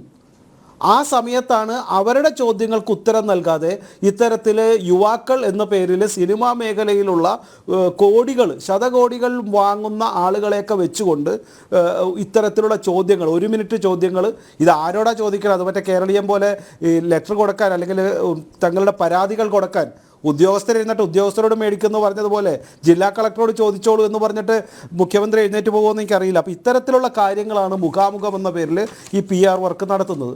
ദൂർത്തിൻ്റെ കാര്യം പറഞ്ഞാൽ അതിദയനീയമാണ്. ശരിക്കും പറഞ്ഞാൽ വീണ്ടും ഞാൻ ഷാജഹാൻ സാറിൻ്റെ പേര് പറയുന്നുകൊണ്ട് തെറ്റിദ്ധരിക്കരുത്. അദ്ദേഹം 15,000 കോടി 23,000 കോടിയാണ് പിരിച്ചെടുക്കാനുള്ളത്. 23,000 കോടി. അപ്പോൾ ഇത്തരത്തിൽ വലിയ രീതിയിലുള്ള പിരിച്ചെടുക്കാനുള്ള തുകയൊക്കെ പുറത്തു നിൽക്കുന്നു. ദൂർത്തിൻ്റെ കാര്യത്തിലോ ഒരു പഞ്ഞവുമില്ല. കേരളീയത്തിൻ്റെ ദൂർത്ത് തുടങ്ങി നമുക്കറിയാം. ഏതാണ്ട് 1.5 കോടി രൂപ അതിൻ്റെ പ്രിൻറ്റിങ് ദൂർത്ത് മാത്രമായിട്ട് വന്നിരിക്കുന്നു. സത്യപ്രതിജ്ഞാ ദൂർത്ത് രണ്ടാമിൻ്റെ, അതിൻ്റെ ഏറ്റവും വലിയ ദൂർത്തിൻ്റെ ഒരു തുടക്കമായിരുന്നു അത് ഈ 2ാം പിണറായി സർക്കാരിൻ്റേത്. എന്നിട്ട് ധനവകുപ്പ് ഇടയ്ക്കിടയ്ക്ക് ചിലവ് കുറയ്ക്കാൻ പറഞ്ഞ് സർക്കുലർ ഇറക്കും. അവർ തന്നെ അത് പിറ്റേ ദിവസം ലംഘിക്കുകയും ചെയ്യുന്ന കാഴ്ചപ്പാടാണ് നമ്മൾ മുന്നിൽ കാണുന്നത്. അപ്പോൾ നോക്ക്, CM ആണല്ലോ ഈ ഇത്തരത്തിലുള്ള ദൂർത്തിൻ്റെ ഒരു മുൻനിരയിൽ നിൽക്കുന്നത്. അദ്ദേഹത്തിന് പശുത്തൊഴുത്തിന് വേണ്ടിയിട്ട് 42.9 ലക്ഷം രൂപ, ഏതാണ്ട് 1/2 കോടി രൂപയാണ് ഒരു പശുത്തൊഴുത്തിന് വേണ്ടി ചിലവാക്കുന്നത്. മിൽമയുടെ ശുദ്ധമായ പാലാണ് നിങ്ങൾ കണി കാണുന്ന നന്മയാണെന്നൊക്കെ നമ്മളെ പഠിപ്പിക്കുന്ന അതേ സർക്കാരിൻ്റെ മുഖ്യമന്ത്രിക്ക് വേണ്ടിയിട്ട് പശുത്തൊഴുത്ത്. അത് എന്താണ് ഈ 42 വീടുകൾക്ക് പോലുമില്ല ഒരു മനുഷ്യൻ താമസിക്കുന്ന, ഒരു ഭേദപ്പെട്ട മനുഷ്യൻ താമസിക്കുന്ന എറണാകുളത്തെ നല്ല ഫ്ലാറ്റുകൾക്ക് പോലും ഇല്ല ഏതാണ്ട് 1/2 കോടി രൂപ. 50 ലക്ഷം രൂപ 42.90 ലക്ഷം രൂപയ്ക്കാണ് ഒരു പശുത്തൊഴുത്ത് പണിതിട്ടിരിക്കുന്നത്. നീന്തൽക്കുളത്തിൻ്റെ കാലം അതിനേക്കാൾ കഷ്ടമാണ്. 31 ലക്ഷം രൂപ വീണ്ടും മുടക്കിയിരിക്കുന്നു. കരുണാകരൻ്റെ കാലഘട്ടത്തിൽ നീന്തൽക്കുളത്തിനെക്കുറിച്ച് CPM-ൻ്റെ നേതാവ് പറഞ്ഞത്, ഞങ്ങളവിടെ അധികാരത്തിൽ വന്നാൽ ഞങ്ങളുടെ നായ്ക്കളെ കുളിപ്പിക്കും എന്നൊരു സ്റ്റേറ്റ്മെൻറ്റ് നിങ്ങൾക്ക് എല്ലാവർക്കും ഓർമ്മയുണ്ടാവും. ഇപ്പോൾ ഇനി അവിടെ നായ്ക്കളെയാണോ കുളിപ്പിക്കുന്നത്, വേറെ വല്ലവരാണോ കുളിക്കണമെന്ന് എനിക്കറിയില്ല. ഏതായാലും കുളങ്ങൾ നിരന്തരം നേരത്തെ സൂചിപ്പിച്ചതുപോലെ ഊരാലുങ്കലിനെ കുറിച്ച് നവീകരിക്കപ്പെടുന്നുണ്ട്, വീണ്ടും നവീകരിക്കപ്പെടുന്നുണ്ട്, ലക്ഷങ്ങളും കോടികളും അതിനുവേണ്ടി മുടക്കുന്നുണ്ട്. അവിടെ തന്നെ ലിഫ്റ്റിന് വേണ്ടി 25,000 രൂപ വീണ്ടും മുടക്കിയിരിക്കുന്നു. അതുപോലെ തന്നെ ഒരു കിയ കാർണിവൽ എന്നുള്ള കാറ് മേടിച്ചു 33 ലക്ഷം രൂപ. കുറ്റം പറയരുതല്ലോ, മുഖ്യമന്ത്രി തൻ്റെ പേര് നിലനിർത്തിയിട്ടുണ്ട്. ആ കിയ കാർണിവൽ നിർത്തലാക്കി ഇന്ത്യയിൽ. മുഖ്യമന്ത്രി വാങ്ങിച്ചു, പിന്നെ ഒരൊറ്റ മനുഷ്യൻ ആ കിയ കാർണിവൽ വാങ്ങിക്കാൻ പറ്റിയിട്ടില്ല. ആ കാറിൻ്റെ പ്രൊഡക്ഷനെ നിർത്തിക്കളഞ്ഞു. അത്ര ഐശ്വര്യമാണ് ആ കാറിൻ്റെ കാര്യത്തിലുണ്ടായത്. അപ്പോൾ ഇത്തരത്തിൽ പിന്നെ ഈ 27 കോടി രൂപ കേരളീയത്തിന് ചിലവാക്കിയത് വിമാനത്തിന് ഏതാണ്ട് 80 ലക്ഷം രൂപ പ്രതിമാസമായിട്ട് മാറ്റിവെച്ചിരിക്കുന്നു. 4 കോടി രൂപ K-ഫോണിൻ്റെ ഉദ്ഘാടനത്തിന് വേണ്ടി മാത്രം ചിലവാക്കിയിരിക്കുന്നു. ഖജനാവിലാണെങ്കിൽ 5 ലക്ഷത്തിന് മുകളിലുള്ള ഒരു പേയ്മെൻറ്റും പാസ്സാവരുത് എന്ന് നിയമം നിൽക്കുമ്പോഴാണ് സർക്കാരിൻ്റെ ഉദ്യോഗസ്ഥർക്കുള്ള DA കുടിശ്ശിക 22% ഇതുവരെ കൊടുത്തിട്ടില്ല. കരാറുകാർക്ക് ഏതാണ്ട് 6,000 കോടി രൂപ, സപ്ലൈകോയിലെയും അതുപോലെ തന്നെ മറ്റ് പൊതുമരാമത്തിലെയും ഏതാണ്ട് 6,000 കോടി കൊടുത്തിട്ടില്ല. KSRTC-കാർക്ക് പെൻഷൻ കൊടുത്തിട്ടില്ല. ഈ സമയത്താണ് ഇത്ര വലിയ ധൂർത്തിൻ്റെ ഏറ്റവും മാരകമായ വശമാണ് ഇവിടെ നടന്നുകൊണ്ടിരിക്കുന്നത്. ഒരു സംശയമില്ല. സത്യദീപം മാഗസിൻ്റെ കാത്തലിക്സിൻ്റെ ഏറ്റവും പ്രധാനപ്പെട്ട മാസിക പറഞ്ഞതുപോലെ, ഒന്നുമില്ലാത്തവൻ്റെയും ഒന്നുമല്ലാത്തതിൻ്റെയും വിരൽ നിങ്ങളുടെ നേരെ ചൂണ്ടപ്പെടുകയാണെന്നാണ് ഈ സർക്കാരിനോട് കാത്തലിക് യൂത്ത് ഫെഡറേഷൻ പറഞ്ഞത്. സത്യമല്ല, ഈ നവംബർ മാസം പറഞ്ഞാണ് ഒന്നുമില്ലാത്തവൻ്റെ, പാവപ്പെട്ടവൻ്റെയും അതുപോലെ തന്നെ പെൻഷൻ കിട്ടാത്തവൻ്റെയും വിരലുകൾ ഈ സംസ്ഥാനത്തെ സർക്കാരിൻ്റെ നേരെ ചൂണ്ടപ്പെടുകയാണ്. സപ്ലൈകോയിൽ സാധനങ്ങളില്ല, പെൻഷൻ കൊടുക്കുന്നില്ല. ഈ സമയത്താണ് സംസ്ഥാന സർക്കാർ ഇത്തരത്തിലുള്ള ധൂർത്ത് 30 ലക്ഷം രൂപ യുവാക്കൾക്ക് എന്ന് പറഞ്ഞിട്ട് മുഖാമുഖം പരിപാടിയിലൂടെ സംസ്ഥാന സർക്കാരിന് ചെലവഴിക്കാൻ നോക്കുന്നത്. ഇതുപോലെ തന്നെയാണ് സംസ്ഥാനത്തെ മറ്റൊരു സ്പീക്കർ, അദ്ദേഹത്തിന് നടന്നാൽ പോകാം അപ്പുറത്തെ ഒരു ഹെൽത്ത് ക്ലബിലേക്ക്. സാമാജികർക്ക് വേണ്ടിയിട്ടുള്ള പ്രത്യേകതയിലുള്ള ഒരു ഹെൽത്ത് ക്ലബ്ബ് അവിടെയുണ്ട്. പക്ഷെ അങ്ങോട്ട് പോകാതെ സംസ്ഥാനത്തെ സ്പീക്കറിന് വീടിനകത്ത് ഏറ്റവും പ്രധാനപ്പെട്ട രീതിയിൽ അദ്ദേഹത്തിൻ്റെ ആരോഗ്യം സംരക്ഷിക്കേണ്ടത് ഈ കേരളത്തിൻ്റെ ആവശ്യമാണല്ലോ. അപ്പോൾ അതിന് വേണ്ടിയിട്ട് പ്രത്യേകം ഒരു ഹെൽത്ത് ഇൻസ്പെക്ടറെയൊക്കെ ഹെൽത്ത് ട്രെയിനറെയൊക്കെ വെച്ചുകൊണ്ട് വലിയ രീതിയിലുള്ള ജിമ്മ് ഉണ്ടാക്കുന്നു. ഷംസീറിന് ട്രെഡ്മില്ല്, ലെഗ് എക്സ്റ്റെൻഡർ, എനിക്ക് എന്താണെന്ന് മനസ്സിലായില്ല, അത് കൊമേഴ്സ്യൽ ക്രോസ് ട്രെയിനിങ് മെഷീൻ, അതിനുവേണ്ടി മാത്രം 1 കോടി രൂപ. ഇത്തരത്തിൽ കോടികൾ മുടക്കി തൻ്റെ ശരീര സൗന്ദര്യം സൃഷ്ടിക്കുവാൻ വേണ്ടിയിട്ട് ഈ ആധുനിക കാലത്തെ കമ്മ്യൂണിസ്റ്റുകാരൻ ഈ പാവപ്പെട്ടവൻ്റെ കയ്യിൽ നിന്ന് പണം വാങ്ങിയെടുത്ത് പിഴിഞ്ഞെടുത്തിട്ട് സ്വന്തം ശരീരം ദുർമേധസ് കുറയ്ക്കുവാനായിട്ട് ശ്രമിക്കുന്ന കമ്മ്യൂണിസ്റ്റുകാരുടെ കാലഘട്ടത്തിൽ എനിക്ക് മനസ്സിലാവുന്നില്ല ഏത് മലയാളിയാണ് ഇവർക്ക് വേണ്ടി വോട്ട് ചെയ്യുന്നതെന്ന്, ഏത് കമ്മ്യൂണിസ്റ്റുകാരനാണ് ഇവർക്ക് വേണ്ടി വോട്ട് ചെയ്യുക. ദുർമേധസ് സൃഷ്ടിച്ചിട്ട് അത് കുറയ്ക്കുവാൻ വേണ്ടിയിട്ട് കോടികൾ മുതലാക്കി ജിമ്മ് സൃഷ്ടിക്കുന്ന ആളുകൾ. ചിലവിൽ മിതത്വം പാലിക്കാത്തവൻ ദരിദ്രനാകുമെന്ന് ഖുറാൻ്റെ വചനം ഇവർ എപ്പോഴെങ്കിലും വായിക്കണ്ടേ? ഇടയ്ക്കിടയ്ക്ക് ഖുറാനെ പറയുന്നുണ്ടല്ലോ. ഞങ്ങൾ ഏതെങ്കിലും ഭഗവത്ഗീതയോ ഭാഗവതമോ പറഞ്ഞാലല്ലേ ഹിന്ദുത്വ വർഗീയവാദി ഫാസിസ്റ്റ് ആവുള്ളൂ. ഇടയ്ക്ക് ഇനിയിപ്പോൾ കാത്തലിക് മിഷൻ്റെയും അതുപോലെ തന്നെ ഇവിടുത്തെ മുസ്ലിം ആൾക്കാരുടെയും ആയിട്ടുള്ള കാര്യങ്ങൾ ഞങ്ങൾ പറയാം, ഖുറാൻ്റെ കാര്യം പറയാം. ചിലവിൽ മിതത്വം പാലിക്കാത്തവൻ ദരിദ്രനാകുമെന്ന് എഴുതി വെച്ചിട്ടുള്ള ആ ഖുറാനെങ്കിലും വായിച്ചു കഴിഞ്ഞാൽ ഇത്തരത്തിൽ ഷംസീറൊന്നും ഈ കാര്യങ്ങൾ ചെയ്യില്ലായിരുന്നു, ഈ കാണിക്കില്ലായിരുന്നു. അപ്പോൾ മനസ്സിലാക്കേണ്ടത് ഇത് വെറും ധൂർത്ത് മാത്രമല്ല, ഇതൊരു ധാർഷ്ട്യത്തിൻ്റെ രാഷ്ട്രീയമാണ്. ധാർഷ്ട്യത്തിൻ്റെ രാഷ്ട്രീയമാണെന്ന് കമ്മ്യൂണിസ്റ്റുകാരൻ ചെയ്യുന്നത്. ഞങ്ങൾ എന്ത് ചെയ്താലും, ഞങ്ങൾ ഇവിടെ എന്ത് കോടികൾ മുടക്കിയാലും ഇത്തരത്തിൽ ചോദിക്കുവാൻ ആളില്ല, അല്ലെങ്കിൽ ഞങ്ങളുടെ ആളുകൾ വീണ്ടും ഞങ്ങൾക്ക് വോട്ട് ചെയ്യുമെന്നുള്ള മലയാളികളെ വിഡ്ഢിയാക്കുവാനുള്ള ഒരു രീതിയാണ് ഇത്. കാലാകാലങ്ങളിൽ എല്ലാ ഫാസിസ്റ്റുകളും എല്ലാ ഏകാധിപതികളും ലോകമെമ്പാടും ചെയ്തിട്ടുള്ളതാണ്. സ്വന്തം മൂത്രപ്പുരയെല്ലാം അത് സ്വർണം കൊണ്ട് ഉണ്ടാക്കിയ ആളുകൾ നമുക്കറിയാം. ഇത്തരത്തിലുള്ള ഏകാധിപതികളെ നമ്മൾ കണ്ടിട്ടുണ്ട്. സ്വന്തം കാറുകൾ സ്വർണം കൊണ്ടുണ്ടാക്കുക, ഡയമണ്ട് വെച്ച മൊബൈൽ ഫോൺ കൊണ്ടേ നടക്കുക, തൻ്റെ ഭാര്യമാർക്കൊക്കെ വജ്രം പതിപ്പിച്ച സ്വർണത്തിലുള്ള വസ്ത്രങ്ങൾ ഉണ്ടാക്കി കൊടുക്കുക. ഇതെല്ലാം കാലാകാലങ്ങളിൽ ആഫ്രിക്കയിലെയും മറ്റുള്ള ഏകാധിപതികൾ ചെയ്ത ചരിത്രങ്ങൾ നമ്മുടെ മുന്നിലുണ്ട്. ഒരുപക്ഷെ അത്രയൊന്നും ചെയ്യാൻ പറ്റാത്തതുകൊണ്ടായിരിക്കാം ഇവിടെ സ്വന്തം വീടുകളിൽ ജിം ഉണ്ടാക്കുകയും സ്വിമ്മിംഗ് പൂൾ ഉണ്ടാക്കുകയും സ്വന്തമായിട്ട് പശുത്തൊഴുത്തുകൾ ഉണ്ടാക്കുകയും 1-2 നില കയറാൻ പറ്റാത്തവന് ലിഫ്റ്റ് ഉണ്ടാക്കുകയും ചെയ്യുന്ന ഏകാധിപതികളായ ഫാസിസ്റ്റുകളായ ഈ കേരളത്തിലെ ജനങ്ങളെ കട്ടുമുടിക്കുന്ന തരത്തിലുള്ള ഒരു ഭരണാധികാരികൾ നമ്മൾക്കുണ്ടായിട്ടുള്ളത് എന്ന കാര്യത്തിൽ സംശയമില്ല. ഒരു കാര്യം കൂടി പറഞ്ഞ് അവസാനിപ്പിക്കാം. ഇന്ന് കേരളത്തിൻ്റെ ഗതികേടായിരിക്കുന്നു. ഇത് വെറും ധൂർത്ത് മാത്രമല്ല, ഇത് പുറത്ത് കാണുന്ന ധൂർത്ത് മാത്രമല്ല. സംസ്ഥാനത്തെ മുഖ്യമന്ത്രിക്ക് ഇപ്പോഴും എത്ര അഡ്വൈസേഴ്സാണ്. ഞാനൊരു കണക്ക് നോക്കിയിരുന്നു. NK ജയകുമാർ കണക്കുകൾ സൂചിപ്പിക്കുന്ന അദ്ദേഹത്തിന് മാസം 1.5 ലക്ഷത്തോളം കൂടുതൽ ശമ്പളം ഉണ്ടെന്നാണ്. പ്രഭാവർമ്മയ്ക്കും ഉണ്ടായിരുന്നു 17 ലക്ഷം രൂപ. പ്രഭാവർമ്മയുടെ പോസ്റ്റാണ് അതിനേക്കാൾ വിചിത്രം. പ്രഭാവർമ്മയുടെ പോസ്റ്റ് എന്താ? Media secretary. അപ്പോൾ PA മനോജ് എന്താ? Press secretary. ഇവർക്ക് രണ്ടുപേർക്കുമുണ്ട് ഏതാണ്ട് 20 ലക്ഷം രൂപ പ്രതിവർഷ ശമ്പളം. ഒരു പാർട്ടിയുടെ മുഖ്യമന്ത്രിക്ക് എന്തിനാണ് ഒരു മീഡിയ സെക്രട്ടറിയും ഒരു പ്രസ് സെക്രട്ടറിയും? അവർക്ക് എന്തിനാണ് ഈ പറത്തിലുള്ള 1.5 ലക്ഷം രൂപ ശമ്പളം? അത് കഴിയുന്നില്ല. KK Ragesh private secretary. അപ്പോൾ P ശശിയാര പൊളിറ്റിക്കൽ സെക്രട്ടറി. അപ്പോൾ രാഗേഷിന് രാഷ്ട്രീയം അറിഞ്ഞൂടെ? രാഗേഷിന് രാഷ്ട്രീയം അറിയാൻ പാടില്ലാഞ്ഞിട്ടാണോ PA ശശിയെ പൊളിറ്റിക്കൽ സെക്രട്ടറി ആക്കി ഇരിക്കുന്നത്? ഇത് കൂടാണ്ട് K Raveendranath senior legal adviser. ലീഗലിൻ്റെ കേസ് വേറെ കുറേ ഉണ്ട്, അത് ഞാൻ പിന്നെ പറയാം. Dathan mentor for science. ഇയാൾക്ക് മുൻകൊണ്ടുവന്നുണ്ട് 2 ലക്ഷം രൂപ മാസം.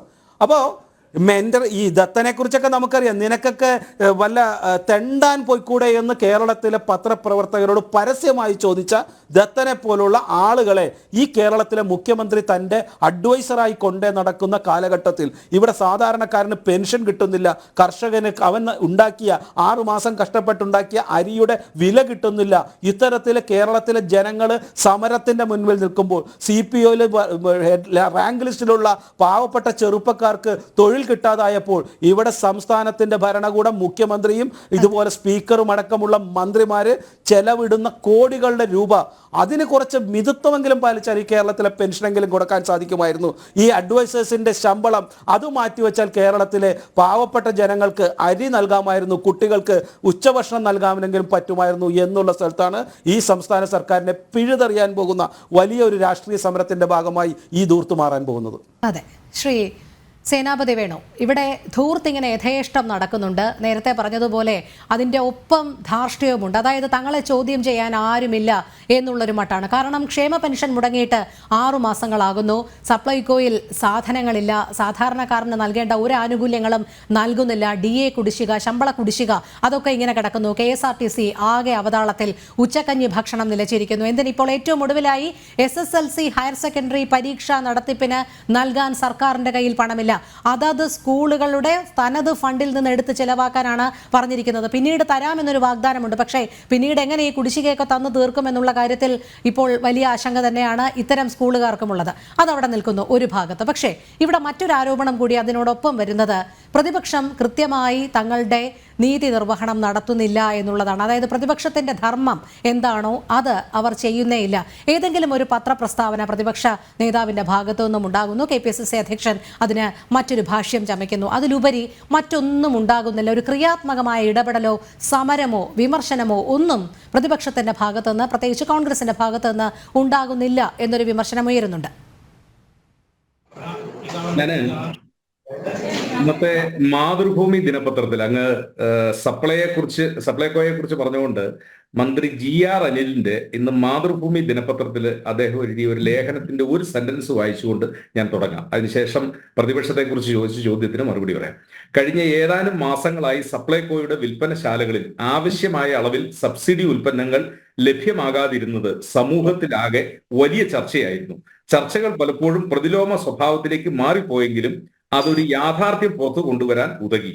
എത്ര വലിയ ആശ്വാസമാണ് വർഷങ്ങളായി സപ്ലൈകോയിലെ സബ്സിഡി സാധനങ്ങളിലൂടെ കേരളത്തിലെ ജനങ്ങൾക്ക് ലഭിച്ചു വന്നിരുന്നത് എന്നതാണ് ആ യാഥാർത്ഥ്യം. മന്ത്രി ഏതായാലും തന്റെ ലേഖനത്തിലെ ആദ്യത്തെ സെന്റൻസിൽ പറഞ്ഞത് എത്രയോ വർഷങ്ങളായി കേരളത്തിലെ ജനങ്ങൾക്ക് ഈ സപ്ലൈകോയിൽ കൂടെ ആശ്വാസകരമായ വിലക്കുറവിൽ ആശ്വാസകരമായി സാധനങ്ങൾ ലഭിച്ചിരുന്നു എന്നുള്ളതാണ്. അപ്പോ സബ്സിഡി കേരളത്തിൽ എടുത്തു കളഞ്ഞിരിക്കുന്നു.